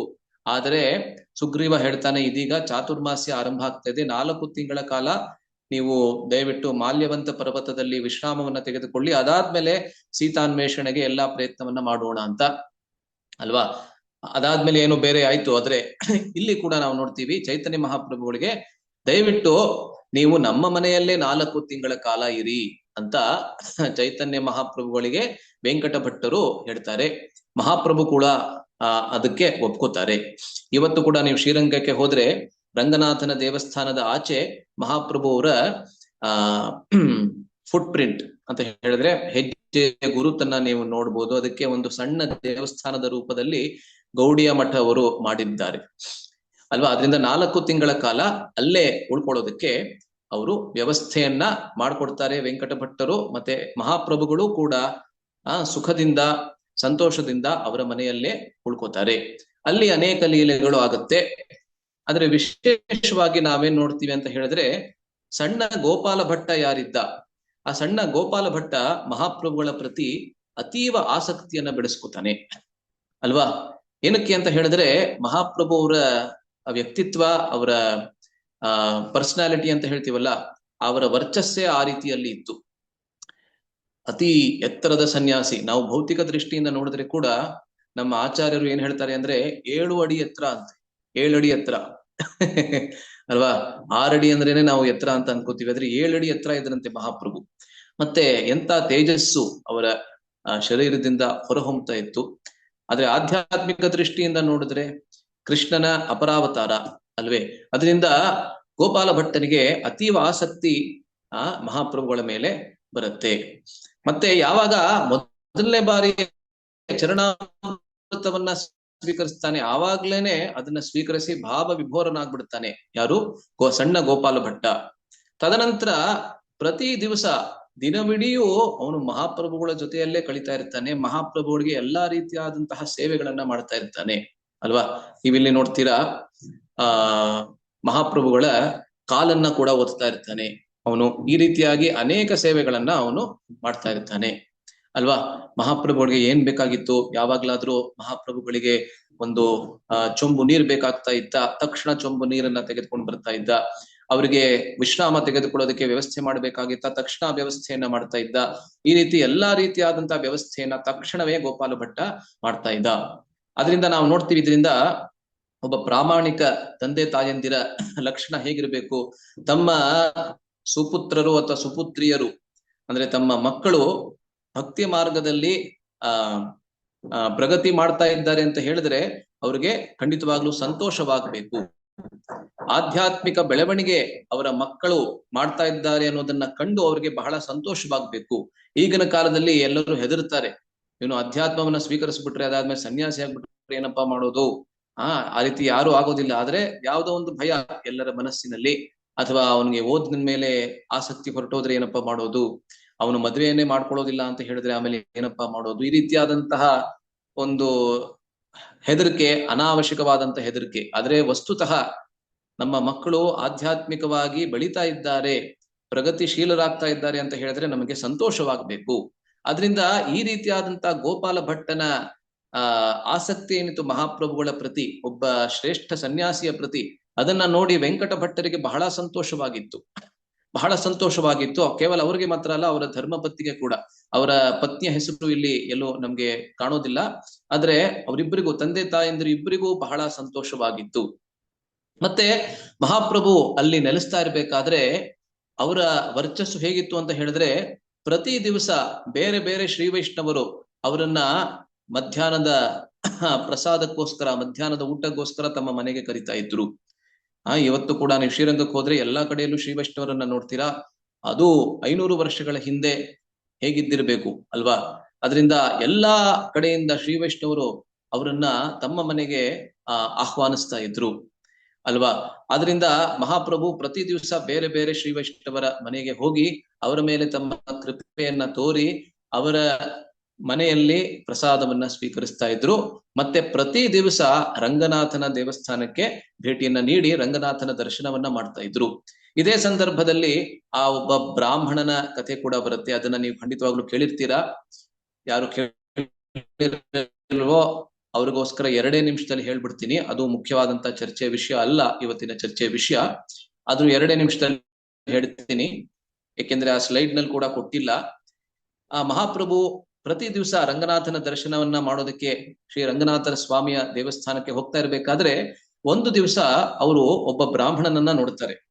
ಈ ಬ್ರಾಹ್ಮಣನನ್ನ ಪ್ರಾಯಶಃ ಮೊದಲು ಕೂಡ ಅವ್ರು ನೋಡಿರ್ತಾರೆ, ಆದ್ರೆ ಈ ದಿವಸ ಅವರ ಜೊತೆಗೆ ಮಾತಾಡ್ತಾರೆ. ಈ ಬ್ರಾಹ್ಮಣ ಏನ್ ಮಾಡ್ತಾ ಇದ್ದ ಅಂತ ಹೇಳಿದ್ರೆ, ಪ್ರತಿ ದಿವಸ ರಂಗನಾಥ ಸ್ವಾಮಿಯ ದೇವಸ್ಥಾನದ ಒಂದು ಗೋಡೆಯ ಮುಂದೆ ಕುತ್ಕೊಂಡು ಅವನು ಭಗವದ್ಗೀತೆಯನ್ನ ಸಂಪೂರ್ಣವಾಗಿ 18 ಅಧ್ಯಾಯಗಳನ್ನ ಪಠಿಸ್ತಾ ಇದ್ದ. ಅವನಿಗೆ ವ್ಯಾಕರಣದ ಜ್ಞಾನವಿರ್ಲಿಲ್ಲ, ಉಚ್ಚಾರಣೆಯನ್ನ ಮಾಡೋದಕ್ಕೆ ಸರಿಯಾಗಿ ಬರ್ತಾ ಇರ್ಲಿಲ್ಲ. ಯದ್ಯಪಿ ಶ್ರೀ ವೈಷ್ಣವರನ್ನ ನಾವು ನೋಡಿದ್ರೆ ಎಷ್ಟು ಚೆನ್ನಾಗಿ ಉಚ್ಚಾರಣೆ ಮಾಡ್ತಾರೆ ಅಂತ ಅನ್ಕೋತೀವಿ, ಇವತ್ತು ಕೂಡ ನಾವು ಅನ್ಸುತ್ತೆ. ಅವರು ದಿವ್ಯ ಪ್ರಬಂಧಗಳನ್ನ ಹೇಳಬೇಕಾದ್ರೆ ಅಥವಾ ಸಂಸ್ಕೃತ ಶಾಸ್ತ್ರಗಳನ್ನ ಪಠಿಸ್ಬೇಕಾದ್ರೆ ಎಷ್ಟು ಸ್ಪಷ್ಟವಾಗಿ ಸುಸ್ಪಷ್ಟವಾಗಿ ಮಾಡ್ತಾರೆ. ಆದ್ರೆ ಈ ಎಲ್ಲಾ ಕಡೆಯಲ್ಲೂ ಎಲ್ಲಾ ತರಹದವರು ಕೂಡ ಇರ್ತಾರೆ ಅಲ್ವೇ? ಅದರಿಂದ ಈ ಬ್ರಾಹ್ಮಣನಿಗೆ ಬಹಳ ನಿಷ್ಠೆ ಇತ್ತು, ಆದ್ರೆ ಉಚ್ಚಾರಣೆಯನ್ನ ಮಾಡೋದಕ್ಕೆ ಸರಿಯಾಗಿ ಬರ್ತಾ ಇರ್ಲಿಲ್ಲ. ಆದ್ರೂ ಪ್ರತಿ ದಿವಸ 18 ಅಧ್ಯಾಯಗಳ 700 ಶ್ಲೋಕಗಳ ಉಚ್ಚಾರಣೆಯನ್ನ ಮಾಡ್ತಾ ಇದ್ದ. ಮಹಾಪ್ರಭುಗಳಿಗೆ ಕುತೂಹಲವಾಯ್ತು. ಒಂದು ದಿವಸ ಹೋಗಿ ಕೇಳ್ತಾರೆ, ನೀನ್ ಯಾರು, ಮತ್ತೆ ದಿನಾಗ್ಲೂ ಏನ್ ಮಾಡ್ತಾ ಇದ್ಯಾ, ನಿನ್ನ ಗುರುಗಳು ಯಾರು, ಎಲ್ಲವನ್ನ ಪರಿಚಯ ಮಾಡಿಸ್ಕೊಡೋದಕ್ಕೆ ಹೇಳ್ತಾರೆ. ಅವನು ಅದಕ್ಕೆ ಹೇಳ್ತಾನೆ, ನನ್ನ ಹೆಸರು ಈ ರೀತಿಯಲ್ಲಿ. ಅವನ ಹೆಸರು ಎಲ್ಲೂ ಕೊಟ್ಟಿಲ್ಲ, ಅದಕ್ಕಿಂತ ನಮಗೆ ಗೊತ್ತಿಲ್ಲ.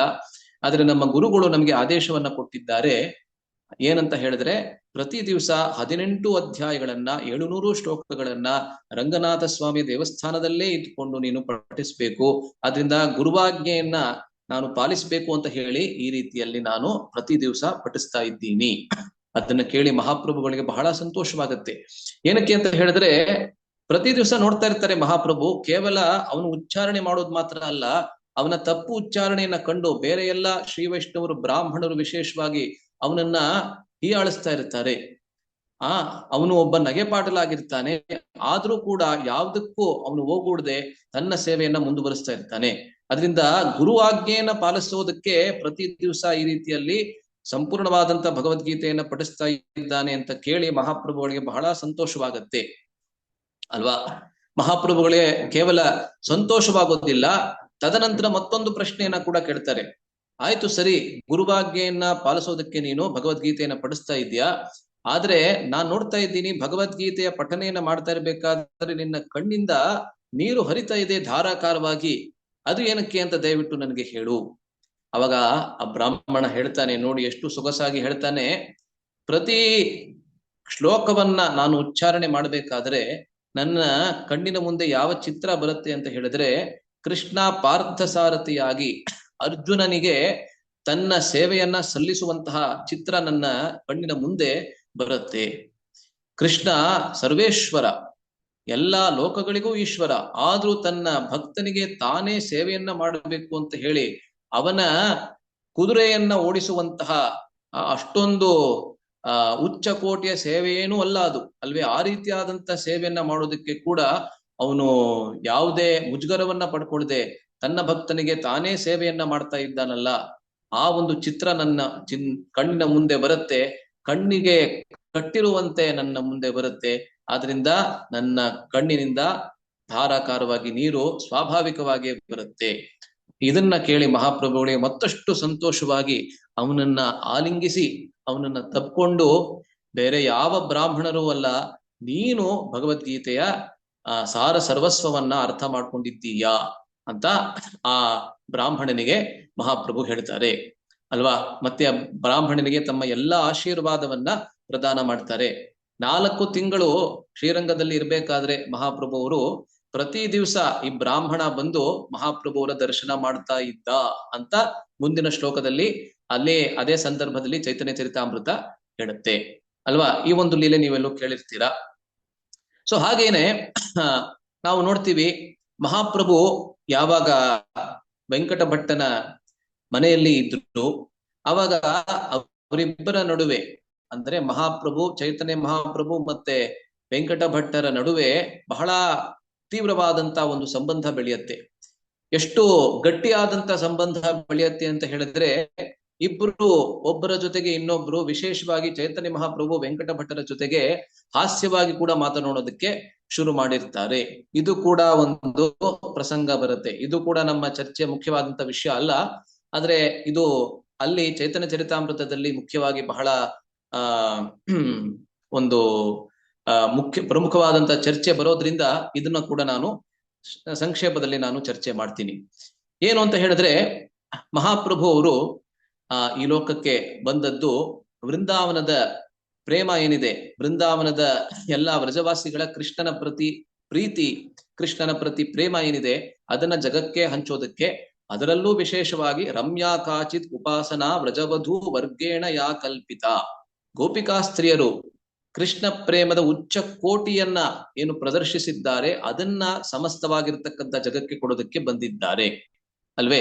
ಅದರಿಂದ ವೆಂಕಟ ಭಟ್ಟರು ಬಹಳ ಪ್ರಾಮಾಣಿಕವಾದಂತಹ ಭಕ್ತರು, ಲಕ್ಷ್ಮೀನಾರಾಯಣರ ಭಕ್ತರು ಅಲ್ವಾ.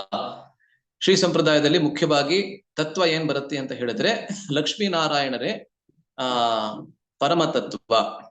ಬೇರೆ ಎಲ್ಲ ವಿಷ್ಣು ರೂಪವನ್ನ ನಾವೇನ್ ನೋಡ್ತೀವಿ, ಆ ಎಲ್ಲಾ ರೂಪಗಳು ಕೂಡ ನಾರಾಯಣನ ಅವತಾರಗಳು ಅಲ್ವಾ. ಅದರಿಂದ ಕೃಷ್ಣನೂ ಕೂಡ ನಾರಾಯಣನ ಅವತಾರ ಶ್ರೀ ಸಂಪ್ರದಾಯದ ತತ್ವದ ಪ್ರಕಾರ. ರಾಮಚಂದ್ರನಿರಬಹುದು, ಮತ್ಸ್ಯಾವತಾರವಿರಬಹುದು, ಕೂರ್ಮಾವತಾರವಿರಬಹುದು, ಅಥವಾ ಬಲರಾಮನಿರಬಹುದು, ಅಥವಾ ಈ ಕಲಿಯುಗದಲ್ಲಿ ಅಂತ್ಯದಲ್ಲಿ ಬರುವಂತ ಕಲ್ಕಿ ಅವತಾರವಾಗಿರಬಹುದು, ಎಲ್ಲವೂ ಕೂಡ ನಾರಾಯಣನ ಅವತಾರ ಅಂತ ಅವರ ಸಿದ್ಧಾಂತ. ಅದರಿಂದ ಅವರು ಲಕ್ಷ್ಮೀನಾರಾಯಣರ ಬಹಳ ಪ್ರಾಮಾಣಿಕ ಪೂಜೆಯನ್ನ ಮಾಡ್ತಾ ಇರ್ತಾರೆ ಪ್ರತಿ ದಿವಸ. ಅದನ್ನ ನೋಡಿ ಒಮ್ಮೆ ಯಾವಾಗ ಇವರಿಬ್ಬರ ನಡುವೆ ಸಂಬಂಧ ಬಹಳ ಗಟ್ಟಿ ಆಗತ್ತೆ, ಆವಾಗ ಮಹಾಪ್ರಭು ಅವರು ಒಮ್ಮೆ ಅವ್ರಿಗೆ ಕೇಳ್ತಾರೆ, ನೀವು ಬಹಳ ಸೊಗಸಾಗಿ ಲಕ್ಷ್ಮೀನಾರಾಯಣರ ಪೂಜೆಯನ್ನ ಪ್ರತಿ ದಿವಸ ಮಾಡ್ತಾ ಇದ್ದೀರಾ, ಬಹಳ ಪ್ರಾಮಾಣಿಕತೆಯಿಂದ ಮತ್ತೆ ಗಾಂಭೀರ್ಯದಿಂದ ನೀವು ಲಕ್ಷ್ಮೀನಾರಾಯಣರ ಪೂಜೆಯನ್ನ ಮಾಡ್ತಾ ಇದ್ದೀರಾ.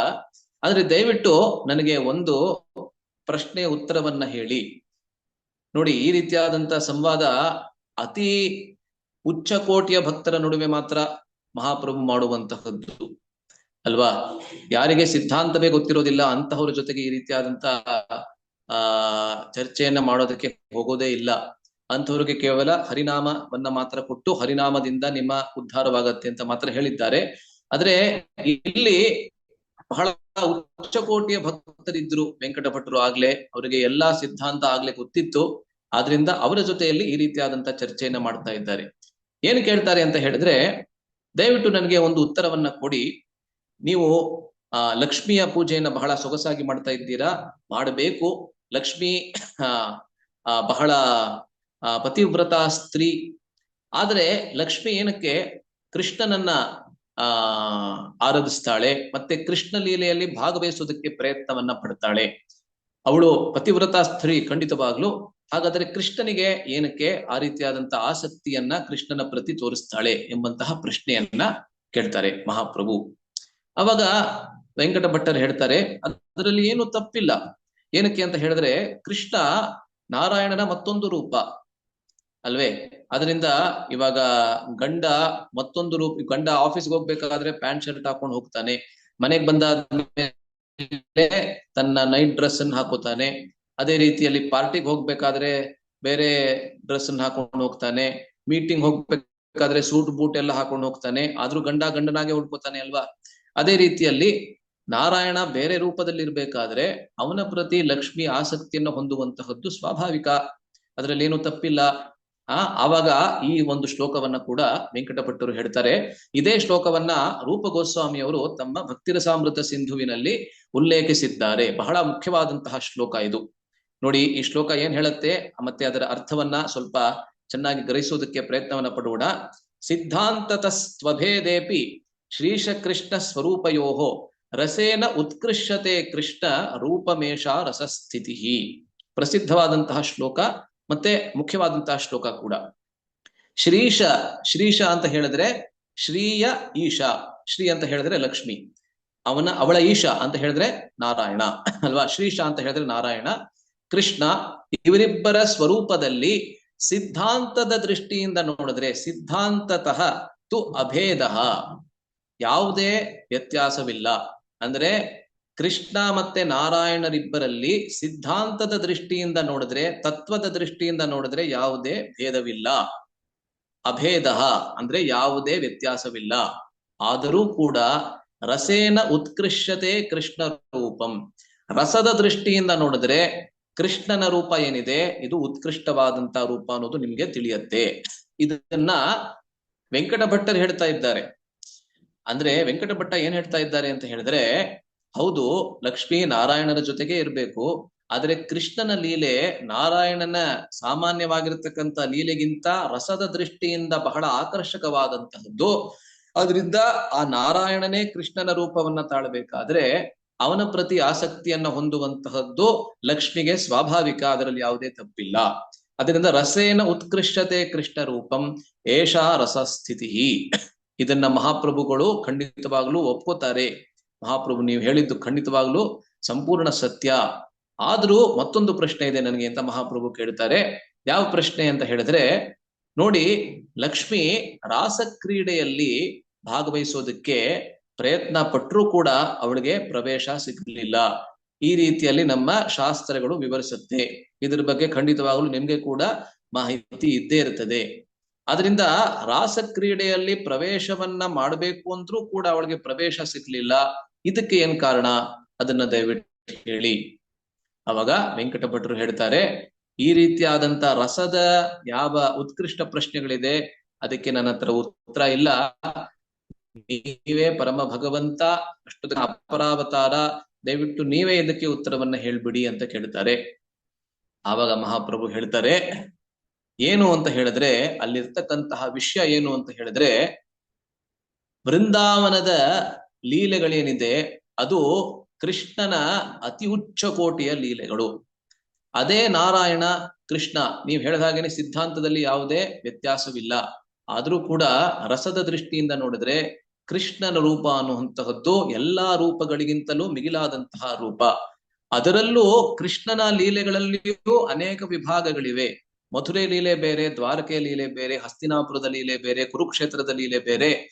ಆದ್ರೆ ಬೃಂದಾವನದ ಲೀಲೆ ಏನಿದೆ ಅದು ಎಲ್ಲದಕ್ಕಿಂತಲೂ ಮಿಗಿಲಾದಂತಹ ಲೀಲೆ. ಕೃಷ್ಣನ ಲೀಲೆಗಳಲ್ಲಿಯೂ ಬೃಂದಾವನದ ಲೀಲೆ ಅತಿ ಮಿಗಿಲಾದಂತಹದ್ದು, ಅತಿ ಉತ್ಕೃಷ್ಟವಾಗಿರತಕ್ಕಂತಹ ಲೀಲೆ. ಅಲ್ಲಿಯೂ ಕೂಡ ಅವನ ರಾಸಕ್ರೀಡೆ ಏನಿದೆ ಅದು ಎಲ್ಲದಕ್ಕಿಂತಲೂ ಉತ್ಕೃಷ್ಟವಾಗಿರ್ತಕ್ಕಂತಹ ಲೀಲೆ. ಆದ್ರಿಂದ ಆ ರಾಸಕ್ರೀಡೆಯಲ್ಲಿ ಪ್ರವೇಶ ಯಾರಿಗಾದ್ರೂ ಸಿಗ್ಬೇಕಂತ ಹೇಳಿದ್ರೆ ಅವರು ಖಂಡಿತವಾಗ್ಲೂ ಗೋಪಿಕಾ ಸ್ತ್ರೀಯ ಒಂದು ಶರೀರವನ್ನ ಪಡೆದೇ ಅಲ್ಲಿ ಪ್ರವೇಶವನ್ನ ಮಾಡಬೇಕು. ನಾವು ವೃಂದಾವನಕ್ಕೆ ಹೋದಾಗ ನಾವು ನೋಡ್ತೀವಿ, ನಾರದ ಕುಂಡದಲ್ಲಿ ನಾರದರೂ ಕೂಡ ನಾರದಿ ಗೋಪಿ ಎಂಬಂತಹ ಒಂದು ರೂಪವನ್ನ ತಾಳಿ ಅದಾದ್ಮೇಲೆ ರಾಸ ಕ್ರೀಡೆಯನ್ನ ಪ್ರವೇಶ ಮಾಡ್ತಾರೆ. ಅದೇ ರೀತಿ ಶಿವ ಕೂಡ ಅಲ್ಲಿ ಒಂದು ಗೋಪೇಶ್ವರ ಮಹಾದೇವನ ದೇವಸ್ಥಾನದಲ್ಲಿ ಒಂದು ಗೋಪಿಯ ರೂಪವನ್ನ ತಾಳಿ ರಾಸ ಕ್ರೀಡೆಯನ್ನ ಪ್ರವೇಶ ಮಾಡೋದಕ್ಕೆ ಪ್ರಯತ್ನ ಪಡ್ತಾರೆ. ಇದೆಲ್ಲವನ್ನ ನಾವು ಕೇಳ್ತೀವಿ ಅಲ್ವೇ. ಅದರಿಂದ ಲಕ್ಷ್ಮಿಗೆ ಆ ರೀತಿಯಾದಂತಹ ಗೋಪಿಕೆಯ ಶರೀರ ಇಲ್ಲದೆ ಇದ್ದಿದ್ರಿಂದ ಅವರು ರಾಸಕ್ರೀಡೆಯನ್ನ ಪ್ರವೇಶ ಮಾಡೋದಕ್ಕೆ ಸಾಧ್ಯವಾಗಲಿಲ್ಲ. ಅದಾದ್ಮೇಲೆ ಹೇಳ್ತಾರೆ, ಆದ್ರೂ ಕೂಡ ನಾರಾಯಣ ಮತ್ತೆ ಕೃಷ್ಣರಲ್ಲಿ ಸಿದ್ಧಾಂತದ ದೃಷ್ಟಿಯಿಂದ ಯಾವುದೇ ವ್ಯತ್ಯಾಸವಿಲ್ಲ ಅನ್ನೋದನ್ನ ಮತ್ತೆ ಮಹಾಪ್ರಭು ವೆಂಕಟ ಭಟ್ಟರಿಗೆ ಹೇಳ್ತಾರೆ. ಇದು ಇಲ್ಲಿ ಬಹಳ ಮುಖ್ಯ. ಏನಕ್ಕೆ ಅಂತ ಹೇಳಿದ್ರೆ, ಎಷ್ಟೊಂದ್ಸತಿ ನಮ್ಗೆ ಈ ಸಣ್ಣ ಸಣ್ಣ ವ್ಯತ್ಯಾಸಗಳೇನಿದೆ ವೈಷ್ಣವ ಸಂಪ್ರದಾಯಗಳ ಮಧ್ಯದಲ್ಲಿ, ಅದು ನಮ್ಗೆ ಗೊತ್ತಿಲ್ಲದೆ ಇರಬಹುದು. ಅದರಿಂದ ಈ ರೀತಿಯಾದಂತಹ ಶಾಸ್ತ್ರೀಯ ಚರ್ಚೆಗಳಲ್ಲಿ ಇದು ಹೊರಗೆ ಬರ್ತದೆ ಅಲ್ವೇ. ಶ್ರೀ ವೈಷ್ಣವರು ಕೃಷ್ಣನನ್ನ ಬಹಳ ಚೆನ್ನಾಗಿ ಪೂಜಿಸ್ತಾರೆ ಅಲ್ವೇ. ಬಹಳ ಸೊಗಸಾಗಿ ಕೃಷ್ಣನನ್ನ ಮಧ್ವ ಸಂಪ್ರದಾಯದಲ್ಲಿ ಕೂಡ ಪೂಜಿಸಲಾಗ್ತದೆ. ಆದ್ರೆ ನಮ್ಮ ಈ ಸಂಪ್ರದಾಯದಲ್ಲಿ, ಅಂದ್ರೆ ಗೌಡಿಯ ವೈಷ್ಣವ ಸಂಪ್ರದಾಯದಲ್ಲಿ ಯಾವ ಒಂದು ಭಾವನೆಯಿಂದ ನಾವು ಕೃಷ್ಣನ ಆರಾಧನೆಯನ್ನ ಮಾಡ್ತೀವಿ, ಅದಕ್ಕೂ ಇತರ ಸಂಪ್ರದಾಯಗಳಲ್ಲಿ ಕೃಷ್ಣನ ಪೂಜೆಯನ್ನ ಮಾಡೋದಕ್ಕೂ ಸ್ವಲ್ಪ ವ್ಯತ್ಯಾಸವಿದೆ. ಬಹಳ ಹೆಚ್ಚು ವ್ಯತ್ಯಾಸ ಇಲ್ಲ, ಆದ್ರೆ ಸ್ವಲ್ಪ ವ್ಯತ್ಯಾಸ ಖಂಡಿತವಾಗಲೂ ಇದೆ. ಅದು ಇಲ್ಲಿ ನಮ್ಗೆ ವ್ಯಕ್ತವಾಗುತ್ತೆ ಅಲ್ವಾ. ಸೊ ಇದು ನಾವು ಇಲ್ಲಿ ನೋಡುವಂತಹ ಒಂದು ವಿಷಯ. ಈ ಶ್ಲೋಕವನ್ನ ಕೂಡ ಹೇಳ್ತಾರೆ ಮಹಾಪ್ರಭು ಅವರು, ಅನ್ಯ ದೇಹೆ ನ ಪಾಯೆ ಕೃಷ್ಣ ವಿಲಾಸ ಅತಯೇವ ನಾಯಂ ಶ್ಲೋಕ ಕಹೆ ವೇದವ್ಯಾಸ. ಅಂದ್ರೆ ವೇದವ್ಯಾಸರು ನಾಯಂ ಸುಖಾಪೋ ಭಗವಾನ್ ಅಂತ ಒಂದು ಶ್ಲೋಕ ಏನ್ ಹೇಳಿದ್ದಾರೆ, ಅದರಲ್ಲಿ ಗೋಪಿಕಾ ಸುತಃ ಅಂತ ಒಂದು ಶಬ್ದವನ್ನ ಪ್ರಯೋಗಿಸಿದ್ದಾರೆ. ಅದರಿಂದ ಏನ್ ಗೊತ್ತಾಗತ್ತೆ ಅಂತ ಹೇಳಿದ್ರೆ, ರಾಸಕ್ರೀಡೆಯಲ್ಲಿ ಗೋಪಿಕೆಯ ಶರೀರ ಇರೋವರೆಗೆ ನಿಮ್ಗೆ ಪ್ರವೇಶ ಇಲ್ಲ, ಈ ರೀತಿಯಲ್ಲಿ ಅವ್ರು ಹೇಳ್ತಾರೆ. ಇವಾಗ ನಾವು ನಮ್ಮ ಚರ್ಚೆಗೆ ವಾಪಸ್ ಬರೋಣ. ಗೋಪಾಲ ಭಟ್ಟ ಗೋಸ್ವಾಮಿಯ ಚರ್ಚೆ ಇನ್ನು 10 ನಿಮಿಷ ಇದೆ. ಕೇವಲ ಗೋಪಾಲ ಭಟ್ಟ ಗೋಸ್ವಾಮಿ ಬಗ್ಗೆ ಮಾತ್ರ ನಾವು ಇವಾಗ ಚರ್ಚೆ ಮಾಡೋಣ.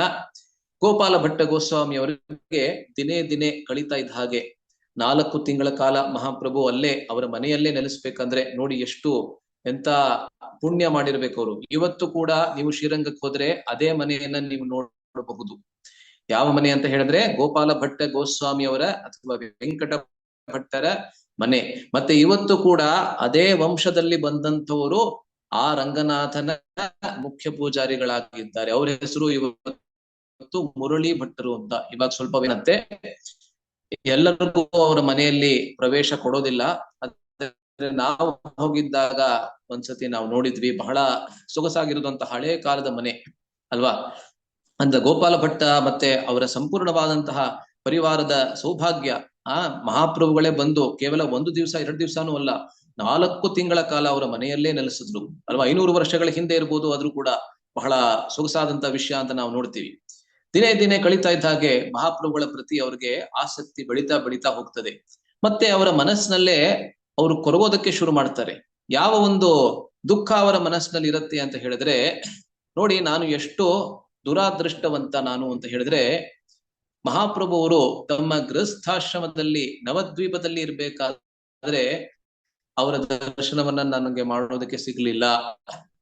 ಅಲ್ಲಿ ಇರ್ಬೇಕಾದ್ರೆ ಗೃಹಸ್ಥರಾಗಿ ಅವರ ಉದ್ದ ಕೂದಲೇನಿತ್ತು, ಅವರ ಉದ್ದ ಕೂದಲೊಂದಿಗೆ ಅವರೇನು ರಾರಾಜಿಸ್ತಾ ಇದ್ರು. ಮತ್ತೆ ಅವರ ಗೃಹಸ್ಥಾಶ್ರಮದ ವೇಷದಲ್ಲಿ ಅವರು ತಮ್ಮ ಪರಿವಾರದೊಂದಿಗೆ ಯಾವ ಅನುಭವಿಸೋದಕ್ಕೆ ಸಾಧ್ಯವಾಗಲಿಲ್ಲ. ಇದು ನನ್ನ ದುರಾದೃಷ್ಟ.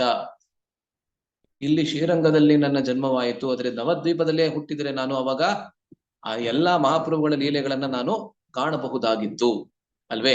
ಆ ರೀತಿ ಕೊರಗ್ತಾ ಇರ್ತಾರೆ.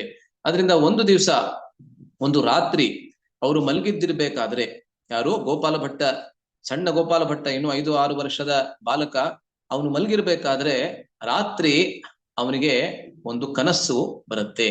ಯಾವ ಕನಸು ಅಂತ ಹೇಳಿದ್ರೆ, ಆ ಕನಸಿನಲ್ಲಿ ಮಹಾಪ್ರಭು ನವದ್ವೀಪ ಚಂದ್ರರಾಗಿ ಗೃಹಸ್ಥಾಶ್ರಮದಲ್ಲಿ ಯಾವಾಗಿದ್ರು, 7 ಅಡಿ ಎತ್ತರ, ಬಣ್ಣ ಬಣ್ಣದ ಬಟ್ಟೆ, ಮತ್ತೆ ಉದ್ದದ ಕೂದಲು, ಈ ರೀತಿಯಾಗಿ ಪಿಕ್ಚರ್ ನಲ್ಲಿ ನೋಡ್ತಾ ಇದ್ದಾರೆ. ಆದ್ರೆ ಬಹಳ ನಿಖರವಾಗಿಲ್ಲ.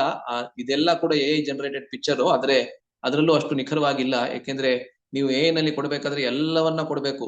ಒಂದು ಸಣ್ಣ ಮಾಹಿತಿಯನ್ನ ಕೊಡದೇ ಹೋದ್ರೂ ಕೂಡ ಅದು ಬೇರೆ ಯಾವ್ದು ಪಿಕ್ಚರ್ ಕೊಟ್ಬಿಡತ್ತೆ ನಮ್ಗೆ. ಅದರಿಂದ ಮಹಾಪ್ರಭು ಅವರ ಗೃಹಸ್ಥಾಶ್ರಮದಲ್ಲಿ ರಾರಾಜಿಸ್ತಾ ಇರ್ಬೇಕಾದ್ರೆ ಯಾವ ಒಂದು ಅತಿ ಸುಂದರವಾಗಿರ್ತಕ್ಕಂತಹ ತಮ್ಮ ಆ ಸುವರ್ಣ ಬಣ್ಣದ ಧೋತಿಯನ್ನ ಉಟ್ಕೊಳ್ತಾ ಇದ್ರು, ಉದ್ದದ ಕೂದಲಿತ್ತು, ಮಾಲತಿ ಹೂಮಾಲೆಯನ್ನು ಹಾಕೋತಾ ಇದ್ರು, ಪ್ರತಿ ದಿವಸ ಶಚಿಮಾತ ಮಾಡಿ ಕೊಡ್ತಾ ಇದ್ರು. ಮತ್ತೆ ಅತಿ ವಿರಳವಾದಂತ ಅಪರೂಪದ ಆಭರಣಗಳನ್ನ ಹಾಕುತ್ತಾ ಇದ್ರು ಮಹಾಪ್ರಭುವರು. ಗೃಹಸ್ಥಾಶ್ರಮದಲ್ಲಿ ಇರ್ಬೇಕಾದ್ರೆ 24 ವರ್ಷಗಳ ತನಕ ಅವರು ಗೃಹಸ್ಥಾಶ್ರಮದಲ್ಲಿ ಇದ್ರು ಅಲ್ವಾ. ಅತಿ ಅಪರೂಪದ ಆಭರಣಗಳನ್ನ ಹಾಕುತ್ತಾ ಇದ್ರು.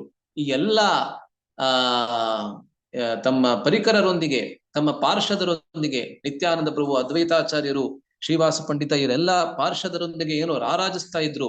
ಆ ಒಂದು ಅಪರೂಪದ ದರ್ಶನ ಅವ್ರಿಗೆ ಸಿಗತ್ತೆ. ಎಲ್ಲಿ? ಅವರ ಕನಸಿನಲ್ಲಿ ಗೋಪಾಲ ಭಟ್ಟ ಗೋಸ್ವಾಮಿ ಅವರಿಗೆ ಸಿಗತ್ತೆ. ಅದೇ ಸಮಯದಲ್ಲಿ ನಿತ್ಯಾನಂದ ಪ್ರಭು, ಮಹಾಪ್ರಭು ಇಬ್ರು ಕೂಡ ಅವರನ್ನ ಆಲಂಗಿಸ್ತಾರೆ ಕನಸಿನಲ್ಲೇನೆ.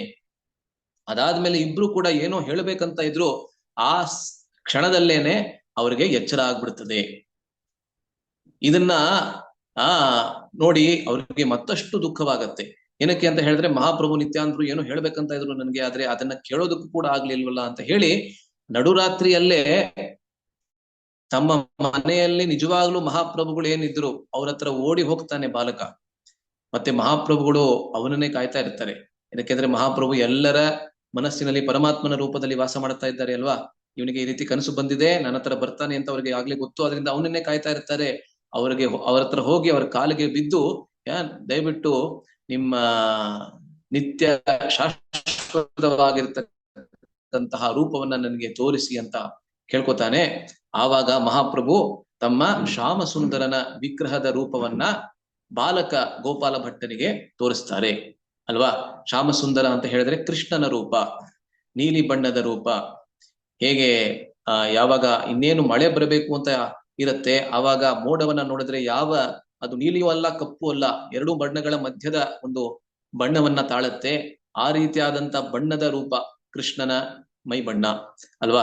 ಅದರಿಂದ ಆ ಶ್ಯಾಮಸುಂದರನ ವಿಗ್ರಹವನ್ನ ದರ್ಶನ ಮಾಡಿಸ್ತಾರೆ. ಯಾರಿಗೆ ಅಂತ ಹೇಳಿದ್ರೆ ಗೋಪಾಲ ಭಟ್ಟನಿಗೆ. ಮತ್ತೆ ಅದೇ ವಿಗ್ರಹದ, ಅದೇ ಶ್ಯಾಮಸುಂದರ ವಿಗ್ರಹದ ರೂಪ ಏನಿದೆ ಅದು ತಮ್ಮ ನವದ್ವೀಪದ ಚಂದ್ರನಾಗಿ ಅಂತ ಹೇಳಿದ್ರೆ, ತಮ್ಮ ಗೃಹಸ್ಥಾಶ್ರಮದಲ್ಲಿ ಇರ್ಬೇಕಾದ್ರೆ ಯಾವ ಆಕಾರವಿತ್ತು, ಯಾವ ಒಂದು ಅದ್ಭುತವಾದಂತಹ ರೂಪವಿತ್ತು ಮಹಾಪ್ರಭುಗಳದು, ಆ ರೂಪದ ದರ್ಶನವನ್ನ ಕೂಡ ಮಾಡಿಸ್ತಾರೆ.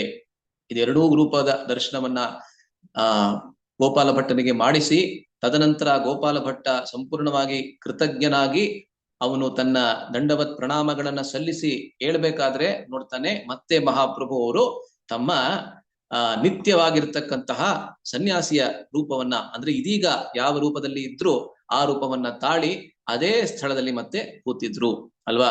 ನೀವಾಗ ಚಿತ್ರದಲ್ಲಿ ನೋಡ್ತಾ ಇದ್ದೀರಾ, ಇದೇ ರೂಪದಲ್ಲಿ ಇತ್ತೋ ಇಲ್ವೋ ಗೊತ್ತಿಲ್ಲ, ಆದ್ರೆ ಇದು ಕೂಡ AI ಜನರೇಟೆಡ್ ಪಿಕ್ಚರ್ ಏನೇ ಇದು.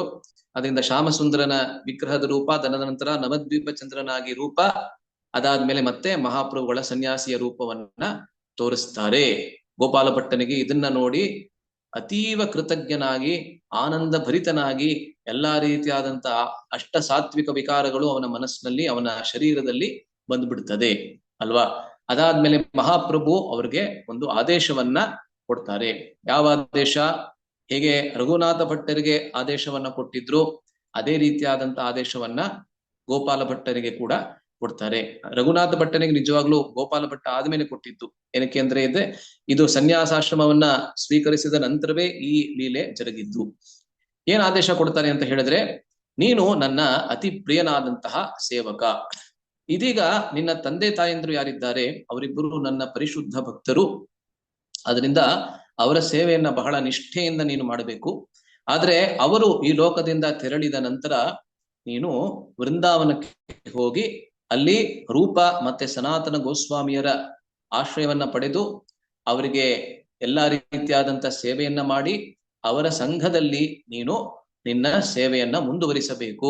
ವೃಂದಾವನದಲ್ಲಿ ಇರಬೇಕಾದ್ರೆ ಅನೇಕ ಸೇವೆಗಳನ್ನ ನೀನು ಮಾಡ್ತೀಯಾ, ಪ್ರಮುಖವಾಗಿ ಅನೇಕ ಶಾಸ್ತ್ರಗಳನ್ನ ಕೂಡ ನೀನು ಬರೀತ್ಯಾ ಎಂಬಂತಹ ಭವಿಷ್ಯವಾಣಿಯನ್ನ ಕೂಡ ಆದೇಶದ ರೂಪದಲ್ಲಿ ಮಹಾಪ್ರಭು ಅವರು ಗೋಪಾಲ ಭಟ್ಟನಿಗೆ ಕೊಡ್ತಾರೆ ಅಲ್ವಾ. ರಘುನಾಥ ಭಟ್ಟನಿಗೆ ಅದೇ ರೀತಿಯಲ್ಲಿ ತಪನ್ ಮಿಶ್ರಾ ಮತ್ತೆ ಅವರ ಹೆಂಡತಿ ಅಂದ್ರೆ ಇವರ ರಘುನಾಥ್ ಭಟ್ಟರ ತಂದೆ ತಾಯಂದ್ರ ಸೇವೆಯನ್ನ ಮಾಡಿ 4 ವರ್ಷ ಆದ್ಮೇಲೆ ನೀನು ವೃಂದಾವನಕ್ಕೆ ಹೋಗುವಂತ ಕೊಟ್ಟಿದ್ರಲ್ವಾ.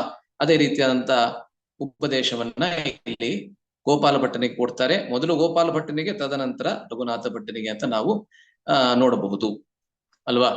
ಸೊ ಮುಂದಿನ 4 ತಿಂಗಳ ಸಮಯ, ಪ್ರತಿ ದಿವಸ ಅಂದ್ರೆ ಒಟ್ಟು 4 ತಿಂಗಳು.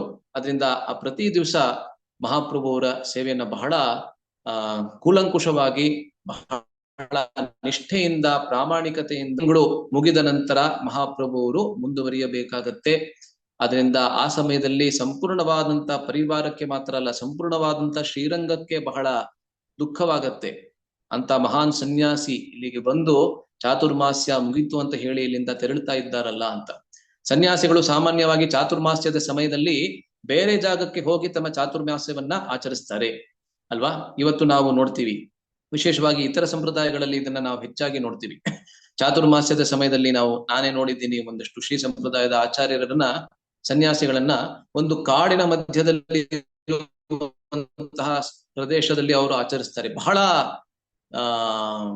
ತಪಸ್ಸಿನಿಂದ ಅನೇಕ ತಪಸ್ಸುಗಳನ್ನ ಮಾಡ್ತಾ ದಿವಸಕ್ಕೆ ಒಂದೇ ಒಂದು ಬಾರಿ ಸ್ವಲ್ಪ ಮಾತ್ರ ಆಹಾರವನ್ನ ಸ್ವೀಕರಿಸುವಂತೆ ಆ ರೀತಿಯಾಗಿ ಆಚರಿಸ್ತಾರೆ ಅಲ್ವಾ. ಅದರಿಂದ ಚಾತುರ್ಮಾಸ್ಯ ಆದ್ಮೇಲೆ ಅವರು ತಮ್ಮ ತಮ್ಮ ಸ್ಥಾನಗಳಿಗೆ ಹೋಗ್ಲೇಬೇಕಾಗುತ್ತೆ, ಮತ್ತೆ ತಮ್ಮ ಸೇವೆಯನ್ನ ಮುಂದುವರಿಸಬೇಕಾಗತ್ತೆ. ಅದರಿಂದ ಮಹಾಪ್ರಭು ಕೂಡ ತಮ್ಮ ದಕ್ಷಿಣ ಭಾರತದ ಯಾತ್ರೆಯನ್ನು ಮುಂದುವರಿಸ್ತಾರೆ. ಅಲ್ಲಿಂದ ಇವತ್ತಿನ ಕೇರಳ, ಕರ್ನಾಟಕ ಎಲ್ಲ ಪ್ರದೇಶಕ್ಕೆ ಬಂದು ತದನಂತರ 2 ವರ್ಷ ಆದ್ಮೇಲೆ ವಾಪಸ್ಸು ಜಗನ್ನಾಥಪುರಿಯನ್ನ ಸೇರ್ಕೋತಾರೆ. ಅದರಿಂದ ಗೋಪಾಲ ಭಟ್ಟರು ತಮ್ಮ ಚೈತನ್ಯ ಮಹಾಪ್ರಭುಗಳು ಹೇಳಿದಂತೆಯೇ ತಮ್ಮ ತಂದೆ ತಾಯಂದಿರ ಸೇವೆಯನ್ನ ಬಹಳ ನಿಷ್ಠೆಯನ್ನ ಮಾಡೋದಕ್ಕೆ ಶುರು ಮಾಡ್ತಾರೆ. ಆದ್ರೆ ಆ ಸಮಯದಲ್ಲಿ ಅವರಿಗೆ ಮತ್ತೊಂದು ಯಾವ ಒಂದು ಲಾಭ ಇರುತ್ತೆ ಅಂತ ಹೇಳಿದ್ರೆ, ಅವರ ಚಿಕ್ಕಪ್ಪ ಯಾರಿದ್ರು, ಪ್ರಬೋಧಾನಂದ ಸರಸ್ವತಿ, ಅವರು ಬಹಳ ದೊಡ್ಡ ವಿದ್ವಾಂಸರು. ಆದ್ರಿಂದ ಅವರಿಂದ ಎಲ್ಲಾ ಶಾಸ್ತ್ರಗಳನ್ನ ಕಲಿತಾರೆ. ವ್ಯಾಕರಣ, ಸಂಸ್ಕೃತದ ವ್ಯಾಕರಣ, 6 ದರ್ಶನಗಳೇನಿದೆ, ನ್ಯಾಯಶಾಸ್ತ್ರ, ಅದರ ಜೊತೆಗೆ ನಮ್ಮ ಭಕ್ತಿ ಶಾಸ್ತ್ರಗಳು, ಭಗವದ್ಗೀತೆಯಿಂದ ಹಿಡಿದು ಎಲ್ಲ ಪುರಾಣಗಳು, ನಮ್ಮ ಇತಿಹಾಸಗಳು, 108 ಉಪನಿಷತ್ತುಗಳು, ಮತ್ತೆ ವೇದಾಂತ ಸೂತ್ರಗಳು, ಎಲ್ಲವನ್ನ ಪ್ರಬೋಧಾನಂದ ಸರಸ್ವತಿಯಿಂದ ಅವರು ಕಲಿತಾರೆ. ಪ್ರಬೋಧಾನಂದ ಸರಸ್ವತಿ ಅವರು ಕೂಡ ಮುಂದಕ್ಕೆ ಹೋಗಿ ಗೋಪಾಲ ಭಟ್ಟನ ಜೊತೆಗೆಯಲ್ಲೇ ಪ್ರಾಯಶಃ ಅವರು ವೃಂದಾವನಕ್ಕೆ ಬಂದು ವೃಂದಾವನದಲ್ಲಿ ಅತಿ ದೊಡ್ಡ ಸನ್ಯಾಸಿಯವರಾಗ್ತಾರೆ. ಮತ್ತೆ ಅವರು ಅನೇಕ ಶಾಸ್ತ್ರಗಳನ್ನ ಬರೆದಿದ್ದಾರೆ. ವೃಂದಾವನದ ಬಗ್ಗೆ, ವೃಂದಾವನದ ಮಹಿಮೆಯನ್ನ ಹೇಳ್ತಾ ಒಂದು ಶತಕವನ್ನ ಬರೆದಿದ್ದಾರೆ. ಅವರು ಅನೇಕ ಶಾಸ್ತ್ರಗಳನ್ನ ಅವರು ಕೂಡ ಬರೆದಿದ್ದಾರೆ. ಅವರೇ ಗೋಪಾಲ ಭಟ್ಟನಿಗೆ ಎಲ್ಲಾ ಶಾಸ್ತ್ರಗಳ ತರಬೇತಿಯನ್ನ ನೀಡ್ತಾರೆ. ಕೆಲವು ವರ್ಷಗಳ ನಂತರ ಅವರ ತಂದೆ ತಾಯಂದಿರು, ಗೋಪಾಲ ಭಟ್ಟನ ತಂದೆ ತಾಯಂದಿರು ಅಂತ ಹೇಳಿದ್ರೆ ವೆಂಕಟ ಭಟ್ಟ ಮತ್ತೆ ಅವರ ಧರ್ಮಪತ್ನಿ, ಅವರಿಬ್ಬರು ಈ ಲೋಕದಿಂದ ತೆರಳುವಂತಹ, ಪ್ರಸ್ಥಾನ ಮಾಡುವಂತಹ ಸಮಯ ಬಂತು. ಆದ್ರಿಂದ ಆವಾಗ ಗೋಪಾಲ ಭಟ್ಟನಿಗೆ ಇನ್ನೇನು ಈ ಲೋಕದಿಂದ ಬಿಟ್ಟು ಹೋಗುವಂತಹ ಸಮಯದಲ್ಲಿ ಗೋಪಾಲ ಭಟ್ಟನನ್ನ ಕರೆದು ಅವರಿಗೆ ಉಪದೇಶವನ್ನ ಕೊಡ್ತಾರೆ. ನಿಮ್ಮಿಂದ ನಮಗೆ ನಮ್ಮಿಬ್ಬರಿಗೆ ಎಲ್ಲಾ ರೀತಿಯಾದಂತಹ ಸಂತೋಷವನ್ನ ನೀನ್ ನಮಗೆ ನೀಡಿದ್ಯಾ, ನಿಮಗೆ ನಮ್ಮ ಪೂರ್ಣ ಅನುಮತಿ ಇದೆ.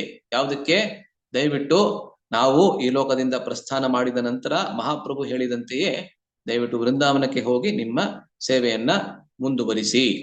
ಮತ್ತೆ ವೃಂದಾವನದಲ್ಲಿ ಶ್ರೀಕೃಷ್ಣನ ಚರಣ ಕಮಲಗಳನ್ನ ಎಂದೆಂದಿಗೂ ನೀವು ದಯವಿಟ್ಟು ಸ್ಮರಣೆಯನ್ನ ಮಾಡ್ಕೊಳ್ಳಿ ಅಂತ ಹೇಳಿ ತಮ್ಮ ನಿತ್ಯ ಪ್ರಭುಗಳಾದಂತ ಚೈತನ್ಯ ಮಹಾಪ್ರಭುಗಳ ಚರಣ ಕಮಲಗಳನ್ನ ನೆನೆಸುತ್ತಾ ಅವರು ಈ ಲೋಕದಿಂದ ಪ್ರಸ್ಥಾನ ಮಾಡ್ತಾರೆ. ಗೋಪಾಲ ಭಟ್ಟರು ಅವರ ಅಂತ್ಯಕ್ರಿಯೆ ಎಲ್ಲವನ್ನ ಮಾಡಿ ತದನಂತರ ಮಹಾಪ್ರಭುಗಳ ಆದೇಶದಂತೆಯೇ ಮತ್ತೆ ಅವರ ತಂದೆ ತಾಯಂದಿರ ಆದೇಶದಂತೆಯೇ ಅವರು ಎಲ್ಲಿಗೆ ಹೋಗ್ತಾರೆ? ವೃಂದಾವನಕ್ಕೆ ಹೋಗ್ತಾರೆ. ವೃಂದಾವನಕ್ಕೆ ಹೋಗಿ ರೂಪ ಮತ್ತೆ ಸನಾತನ ಗೋಸ್ವಾಮಿಯವರ ಆಶ್ರಯವನ್ನ ಅವರು ಪಡೆದರು. ಚೆನ್ನಾಗಿದೆ ಚಿತ್ರ, ಆದ್ರೆ ರೂಪ ಗೋಸ್ವಾಮಿ ಮತ್ತು ಸನಾತನ ಗೋಸ್ವಾಮಿ ಅವರನ್ನ ಬಹಳ ಬಾಲಕರಂತೆ ತೋರಿಸಿದ್ದಾರೆ. ಮತ್ತೆ ಗೋಪಾಲ ಭಟ್ಟೆ ಗೋಸ್ವಾಮಿ ಬಹಳ ಸಣ್ಣ ಹುಡುಗಂತರ. ತೊಂದರೆ ಇಲ್ಲ, ರೂಪ ಗೋಸ್ವಾಮಿ ಮತ್ತೆ ಸನಾತನ ಗೋಸ್ವಾಮಿ ಅವರನ್ನ ಅವರು ಭೇಟಿಯಾಗ್ತಾರೆ. ಮತ್ತೆ ಅದೇ ಸಂದರ್ಭದಲ್ಲಿ ಮಹಾಪ್ರಭು ಅವರು ಜಗನ್ನಾಥಪುರಿಯಲ್ಲಿ ತೋಟಾ ಗೋಪಿನಾಥನ ದೇವಸ್ಥಾನದಲ್ಲಿ ಒಂದು ದಿವಸ ಇರಬೇಕಾದ್ರೆ, ನಮಗೆ ಗೊತ್ತಿದೆ ಪ್ರತಿ ದಿವಸ ತೋಟಾ ಗೋಪಿನಾಥನ ದೇವಸ್ಥಾನದಲ್ಲಿ ಗದಾಧರ ಪಂಡಿತರಿಂದ ಭಾಗವತದ ಶ್ರವಣವನ್ನ ಮಾಡ್ತಾ ಇದ್ರು ಮಹಾಪ್ರಭು. ಹೇಳ್ತಾ ಇರ್ಲಿಲ್ಲ, ಪ್ರವಚನವನ್ನ ಕೊಡ್ತಾ ಇರ್ಲಿಲ್ಲ, ಶ್ರವಣವನ್ನ ಪ್ರತಿ ದಿವಸ ಕೇಳ್ತಾ ಇದ್ರು ಭಾಗವತವನ್ನ. ಮತ್ತೆ ಅದರಲ್ಲೂ ವಿಶೇಷವಾಗಿ ಧ್ರುವ ಚರಿತ್ರೆಯನ್ನ ಮತ್ತೆ ಪ್ರಹ್ಲಾದನ ಚರಿತ್ರೆಯನ್ನ ನೂರಾರು ಬಾರಿ ಪ್ರತಿ ದಿವಸ ಕೇಳ್ತಾ ಇದ್ರು. ಏನಕ್ಕೆ ಅಂತ ಹೇಳಿದ್ರೆ ಅದರಿಂದ ಅಷ್ಟು ಸ್ಫೂರ್ತಿ ಅವರಿಗೆ ಸಿಗ್ತಾ ಇತ್ತು. ಆ ರೀತಿಯ ಒಂದು ದಿವಸ ಅವರು ತಮ್ಮ ಮನಸ್ಸಿನಲ್ಲಿ ಯೋಚಿಸ್ತಾ ಇದ್ರು, ರೂಪ ಗೋಸ್ವಾಮಿಯಿಂದ ನನಗೆ ಯಾವುದೇ ಸಂದೇಶ ಇತ್ತೀಚೆಗೆ ಬಂದಿಲ್ವಲ್ಲ ಅಂತ ಗದಾಧರ ಪಂಡಿತ್ಗೆ ಅವರು ಹೇಳಿದ್ರು. ಮತ್ತೆ ತಮ್ಮ ಮನಸ್ಸಿನಲ್ಲಿ ಏನು ಯೋಚಿಸ್ತಾ ಇದ್ರು ಅಂತ ಹೇಳಿದ್ರೆ, ಗೋಪಾಲ ಭಟ್ಟನಿಗೆ ನಾನು ಅನೇಕ ವರ್ಷಗಳ ಹಿಂದೆ ನಿಮ್ಮ ತಂದೆ ತಾಯಂದಿರು ಪ್ರಸ್ಥಾನ ಮಾಡಿದ ನಂತರ ವೃಂದಾವನಕ್ಕೆ ಹೋಗ್ಬೇಕು ಅಂತ ಹೇಳಿದ್ದೆ, ಅವರು ಹೋದ್ರೋ ಇಲ್ವೋ ಅಂತ ನನಗೆ ಗೊತ್ತಿಲ್ವಲ್ಲ ಅಂತ ಯೋಚಿಸ್ತಾ ಇದ್ರು. ಅದೇ ಕ್ಷಣದಲ್ಲಿ ವೃಂದಾವನದಿಂದ ಒಬ್ಬ ಸಂದೇಶಕಾರರು ಒಂದು ಸಂದೇಶವನ್ನು ಹಿಡಿದು ಬರ್ತಾರೆ. ಆ ಸಂದೇಶವನ್ನು ಯಾರು ಕಳಿಸಿರ್ತಾರೆ ಅಂತ ಹೇಳಿದ್ರೆ ರೂಪ ಗೋಸ್ವಾಮಿ ಅವರು. ರೂಪ ಗೋಸ್ವಾಮಿ ಅವರು ಏನ್ ಬರೆದು ಕಳಿಸಿರ್ತಾರೆ ಅಂತ ಹೇಳಿದ್ರೆ, ಮಹಾಪ್ರಭು ಅವರೇ, ನಿಮ್ಗೆ ಬಹಳ ಸಿಹಿ ಸುದ್ದಿ ಏನ್ ಕೊಡ್ಬೇಕಂತ ಹೇಳಿದ್ರೆ, ಗೋಪಾಲ ಭಟ್ಟರು ಇದೀಗ ಮಾತ್ರ ಬಂದು ನಮ್ಮ ಜೊತೆಯಲ್ಲಿ ನೆಲೆಸ್ತಾ ಇದ್ದಾರೆ. ನಮಗೆ ಬಹಳ ಸೊಗಸಾಗಿ ಎಲ್ಲಾ ರೀತಿಯಾದಂತಹ ಸಹಕಾರವನ್ನ ನೀಡ್ತಾ ಇದ್ದಾರೆ. ಒಟ್ಟಿಗೆ ನಾವು ಅಣ್ಣ ತಮ್ಮಂದಿರ ತರಹ ಇದ್ದೀವಿ. ಬಹಳ ಪ್ರಗಾಢ ಪಂಡಿತರು ಅವರು. ಅವರ ಜೊತೆಯಲ್ಲಿ ನಾವು ಎಲ್ಲಾ ಶಾಸ್ತ್ರ ವಿನಿಮಯವನ್ನ ಮಾಡ್ತಾ ಇದ್ದೀವಿ ಅಂತ ಹೇಳ್ತಾರೆ. ಇದನ್ನ ನೋಡಿ ಅದರಲ್ಲಿ ನೋಡ್ತಾ ಇದ್ದೀರಲ್ಲ ಚಿತ್ರದಲ್ಲಿ, ಈ ರೀತಿನೂ ಇದ್ದೇ ಇರ್ಬೋದು. ಆದರೆ ಮಹಾಪ್ರಭುಗಳಿಗೆ ಬಹಳ ಸಂತೋಷವಾಗುತ್ತೆ. ಗೋಪಾಲ ಭಟ್ಟರು ಕೊನೆಗೂ ನಾನು ಹೇಳಿದಂತೆ ಮಾಡಿದ್ದಾರೆ. ತಮ್ಮ ತಂದೆ ತಾಯಂದಿರ ಸೇವೆಯನ್ನ ಮಾಡದಲ್ಲದೆ ವಾಪಸ್ಸು ವೃಂದಾವನಕ್ಕೆ ಹೋಗಿ ವೃಂದಾವನದಲ್ಲಿ ರೂಪ ಗೋಸ್ವಾಮಿ ಮತ್ತೆ ಸನಾತನ ಗೋಸ್ವಾಮಿ ಅವರನ್ನ ಸೇರಿ ಅವರ ಜೊತೆಯಲ್ಲೇ ಸೇವೆಯನ್ನ ಮಾಡ್ತಾ ಇದ್ದಾರೆ ಅಂತ ಕೇಳಿ ಬಹಳ ಸಂತೋಷವಾಗತ್ತೆ. ಗೋಪಾಲ ಭಟ್ಟಿಯ ಗೋಸ್ವಾಮಿಯ ಗುಣಗಾನವನ್ನ ಅಲ್ಲಿ ನೆರೆದಿದ್ದಂತಹ ತೋಟಾ ಗೋಪಿನಾಥನ ದೇವಸ್ಥಾನದಲ್ಲಿ ಗದಾಧರ ಪಂಡಿತರ ಜೊತೆಗೆ ನೆರೆದಿದ್ದಂತಹ ಎಲ್ಲ ಭಕ್ತರಿಗೆ ಅವರ ಗುಣಗಾನವನ್ನ ಮಾಡ್ತಾರೆ. ಗೋಪಾಲ ಭಟ್ಟನ ಗುಣಗಾನವನ್ನ ಅನೇಕ ವರ್ಷಗಳ ಹಿಂದೆ ನೋಡಿದ್ದು ಅವರನ್ನ, ಆದ್ರೂ ಕೂಡ ಮಹಾಪ್ರಭುಗಳಿಗೆ ಎಲ್ಲವೂ ಅರಿವಿದೆ. ಅದರಿಂದ ಅವನ ಗುಣಗಾನವನ್ನ ಎಲ್ಲರ ಮುಂದೆ ಅವರು ಮಾಡ್ತಾರೆ. ಮತ್ತೆ ಇದು ಕೊನೆಯ ಸ್ಲೈಡ್. ಇದು ಇವತ್ತಿಗೆ ಆ ಗೋಪಾಲ ಭಟ್ಟರಿಗೆ ಉಡುಗೊರೆಯನ್ನ ಕೂಡ ಕಳಿಸ್ತಾರೆ. ಹೀಗೆ ನಾವು ರಘುನಾಥರ ಭಟ್ಟರ ಬಗ್ಗೆ ಕೂಡ ಇದನ್ನ ಚರ್ಚೆ ಮಾಡಿದ್ವಿ. ಅದೇ ರೀತಿಯಲ್ಲಿ ಮಹಾಪ್ರಭುಗಳು ಜಗನ್ನಾಥಪುರಿ ಕ್ಷೇತ್ರದಿಂದ ವೃಂದಾವನದಲ್ಲಿ ಇದ್ದಂತಹ ಗೋಪಾಲ ಭಟ್ಟರಿಗೆ 3 ಉಡುಗೊರೆಗಳನ್ನ ಕಳಿಸ್ತಾರೆ. ಏನು ಅಂತ ಹೇಳಿದ್ರೆ, ಒಂದು ಮರದ ಆಸನ. ಸಾಮಾನ್ಯವಾಗಿ ಭಗವಂತನ ಆರಾಧನೆಯನ್ನ ಮಾಡಬೇಕಾದ್ರೆ ನಾವು ಯಾವುದೇ ಸ್ಟೀಲ್ ಮತ್ತೆ ಮೆಟಲ್ ಅದನ್ನೆಲ್ಲ ಬಳಸಬಾರದು, ಮರದ ಆಸನದ ಮೇಲೆ ಕುಳಿತುಕೊಳ್ಳಬೇಕು ಅಂತ ಹೇಳುತ್ತೆ. ಸನ್ಯಾಸಿಗಳು ವಿಶೇಷವಾಗಿ ಯಾವಾಗಲೂ ಮರದ ಆಸನದ ಮೇಲೆ ಕುಳ್ಕೋಬೇಕು ಅಂತ ಹೇಳುತ್ತೆ. ಅದರಿಂದ ಯಾವ ಮರದ ಆಸನದ ಮೇಲೆ ಅವರು ಸ್ವಯಂ ಕೂರ್ತಾ ಇದ್ರು, ಆ ಮರದ ಆಸನವನ್ನ ಅವರ ಕೌಪಿನವನ್ನ ಅಲ್ವಾ ಸಲ್ಲಬೇಕು ಅಂತ ಹೇಳಿದ್ರೆ, ಒಬ್ಬ ವಿಶೇಷವಾದಂತ ಸನ್ಯಾಸಿಯ ಕೋಪಿನ ಒಂದೇ ಒಂದು ದಾರವನ್ನ ತೆಗೆದುಕೊಂಡು ನಮ್ಮ ಹಣೆಯ ಮೇಲೆ, ನಮ್ಮ ತಲೆಯ ಮೇಲೆ ಅದನ್ನ ಸುತ್ತ ಹಾಕೊಂಡ್ರೆ ಅವಾಗ ನಾವು ಕಾಮವನ್ನ ಬಹಳ ಸುಲಭವಾಗಿ ಗೆಲ್ಲಬಹುದು ಅಂತ. ಅದರ ಜೊತೆಗೆ ಅವರ ಒಂದು ಶಲ್ಯ ಏನಿತ್ತು, ಈ 3 ವಸ್ತುಗಳನ್ನ ಉಡುಗೊರೆಯ ರೂಪದಲ್ಲಿ ಗೋಪಾಲ ಭಟ್ಟರಿಗೆ ಕಳಿಸ್ತಾರೆ. ಗೋಪಾಲ ಭಟ್ಟರು ನೋಡಿ ಇಲ್ಲಿ ಚಿತ್ರದಲ್ಲಿ ತೋರಿಸ್ತಾ ಇದ್ದಿರಲ್ಲ, ಯಾವುದೋ ಮತ್ತೊಬ್ಬ ಸಂದೇಶಕಾರ ಮಹಾಪ್ರಭುಗಳಿಂದ ಎಲ್ಲವನ್ನ ಪಡೆದು ಗೋಪಾಲ ಭಟ್ಟರಿಗೆ ಇದನ್ನ ಸಮರ್ಪಿಸ್ತಾ ಇದ್ದಾರೆ. ಗೋಪಾಲ ಭಟ್ಟರಿಗೆ ಇದನ್ನ ಪಡೆದು ಬಹಳ ಬಹಳ ಸಂತೋಷವಾಗತ್ತೆ. ಅನೇಕ ವರ್ಷಗಳ ಹಿಂದೆ ಅವರ ಬಾಲ್ಯದಲ್ಲಿ ಮಹಾಪ್ರಭುಗಳನ್ನ ಭೇಟಿಯಾಗಿದ್ದು, ಆದ್ರೆ ಇಷ್ಟೊಂದು ವರ್ಷಗಳಾದ್ಮೇಲೂ ಕೂಡ ನನ್ನ ನೆನಪಿದೆ ಅವ್ರಿಗೆ,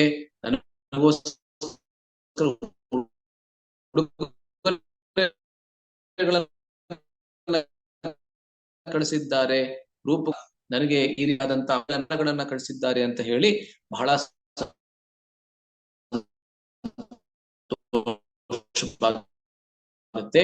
ಮಹಾಪ್ರಭು ಅವರು, ನೀವು ಈಗ ಶಾಲಗ್ರಾಮ ಶಿಲೆಗಳನ್ನ ಆರಾಧಿಸಬೇಕು, ಮತ್ತೆ ಶಾಲಗ್ರಾಮ ಶಿಲೆಗಳನ್ನ ಆರಾಧಿಸುವುದು ಹೇಗೆ ಅನ್ನೋದನ್ನ ಎಲ್ಲರಿಗೂ ದಯವಿಟ್ಟು ನೀವು ತೋರಿಸಿಕೊಡಬೇಕು.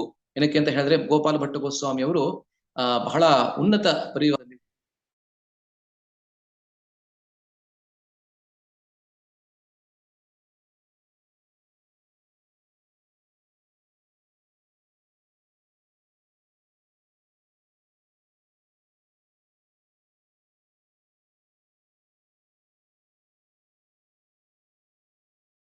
ಬಹಳ ಉನ್ನತ ಪರಿವಾರದಲ್ಲಿ ಅವರು ಹುಟ್ಟಿದಂತವರು.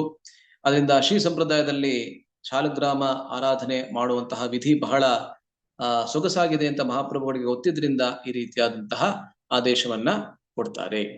ಆಯ್ತಾ? ಸೊ ಇಲ್ಲಿಗೆ ನಾವು ಇವತ್ತಿನ ಚರ್ಚೆನ ನಾವು ಇವತ್ತು ಮುಗಿಸ್ತಾ ಇದ್ದೀವಿ. ಅನೇಕರು ಇವತ್ತು ಸೇರಿದ್ದೀರಾ, ಬಹಳ ಸಂತೋಷ. ಆದ್ರೆ ಎಂದಿನಂತೆ ಇವತ್ತು ಕೂಡ ಒಂದು ಸಣ್ಣ ರಸಪ್ರಶ್ನೆ ಇದೆ. ಅದಕ್ಕಿಂತ ಮುಂಚೆ ಎಲ್ಲರನ್ನ ನಾನು ಅನ್ಮ್ಯೂಟ್ ಮಾಡ್ತಾ ಇದ್ದೀನಿ, ಒಂದೇ ನಿಮಿಷ.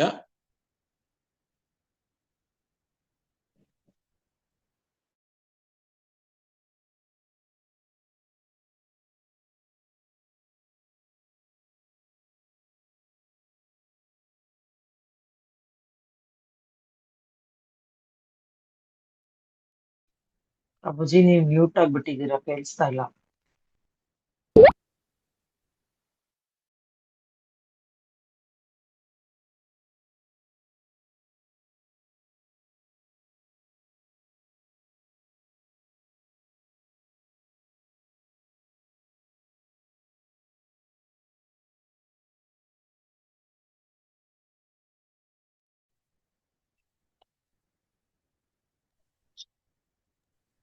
ಓ ಹರೇ ಕೃಷ್ಣ.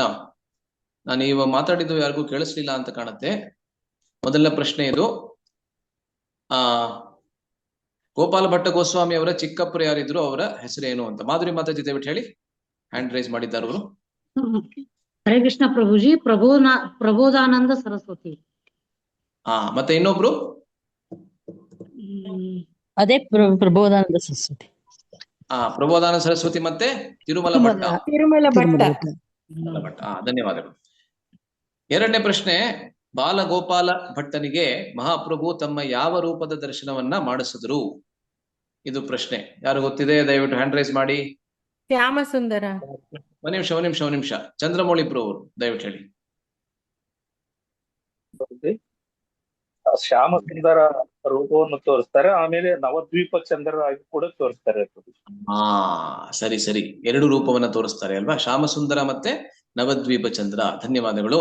ಮೂರನೇ ಪ್ರಶ್ನೆ, ಮಹಾಪ್ರಭು ಎಲ್ಲಿರ್ಬೇಕಾದ್ರೆ ಗೋಪಾಲ ಭಟ್ಟರು ವೃಂದಾವನವನ್ನ ಸೇರಿರುವ ಸುದ್ದಿ ಅವರನ್ನ ಮುಟ್ಟಿತು? ಎಲ್ಲಿದ್ರು ಮಹಾಪ್ರಭು ಅವಾಗ? ಈಗ ತಾನೇ 2 ನಿಮಿಷದ ಹಿಂದೆ ನಾವು ಚರ್ಚೆ ಮಾಡಿದ್ದು. ಪುರಿ ಜಗನ್ನಾಥ್. ಪುರಿ ಜಗನ್ನಾಥ್, ಹೌದು. ಆದ್ರೆ ಎಲ್ಲಿ? ಜಗನ್ನಾಥಪುರಿಯಲ್ಲಿ ಎಲ್ಲಿ? ತೋಟ ಗೋಪಿನಾಥ್ ದೇವಸ್ಥಾನ. ತೋಟ ಗೋಪಿನಾಥರ ದೇವಸ್ಥಾನದಲ್ಲಿ. ಧನ್ಯವಾದಗಳು. ಕೊನೆಯ ಪ್ರಶ್ನೆ, ಚೈತನ್ಯ ಮಹಾಪ್ರಭು ಅವರು ಗೋಪಾಲ ಭಟ್ಟರಿಗೆ ಕಳುಹಿಸಿದ ಉಡುಗೊರೆಗಳು ಅಥವಾ ಉಪಹಾರಗಳು ಯಾವುದು? 3 ಉಪಹಾರಗಳನ್ನ ಯಾರು ಹೇಳ್ತೀರಾ? ದಯವಿಟ್ಟು ಹ್ಯಾಂಡ್ ರೈಸ್ ಮಾಡಿ ಹೇಳಿದ್ರೆ ಇನ್ನು ಸೊಗಸು. ಯಾಕೆಂದ್ರೆ ನಂಗೆ ಗೊತ್ತಾಗೋದಿಲ್ಲ ಯಾರು ಹೇಳ್ತಾ ಇದ್ದಾರೆ ಅಂತ. ಭಾನುಕುಮಾರಿ ಮಾತಾಜಿ ಅವರು ಹೇಳಿ. ಮರದ ಆಸನ, ಕೌಪಿನ ಮತ್ತೆ ಶಲ್ಯನ್ನು ಉಡುಗೊರೆಯಾಗಿ ಕೊಡ್ತಾರೆ. ಮತ್ತೆ ಸಾಲಿಗ್ರಾಮ ಶಿಲೆಯನ್ನ ಪೂಜೆ ಮಾಡು ಅಂತ ಹೇಳ್ತಾರೆ. ಅವರು ರಾಧಾ ಗೋವಿಂದರ ಆರಾಧನೆಯಲ್ಲಿ ಖುಷಿಯಾಗಿರ್ತಾರೆ. ಹೌದು, ಖಂಡಿತ. ಧನ್ಯವಾದಗಳು ಎಲ್ಲರಿಗೆ, ಬಹಳ ಧನ್ಯವಾದಗಳು. ಇವತ್ತು ಯಾರ್ಯಾರು ಸೇರಿದ್ದೀರಾ ನಮ್ಮ ಚರ್ಚೆಗೆ ಎಲ್ಲರಿಗೆ ಬಹಳ ಧನ್ಯವಾದಗಳು. ಯಾರಿಗಾದ್ರೂ ಯಾವ್ದಾದ್ರು ಪ್ರಶ್ನೆ, ಟೀಕೆ, ಟಿಪ್ಪಣಿ ಏನಾದ್ರು ಇದೆಯಾ ಇವತ್ತಿನ ಚರ್ಚೆ ಬಗ್ಗೆ?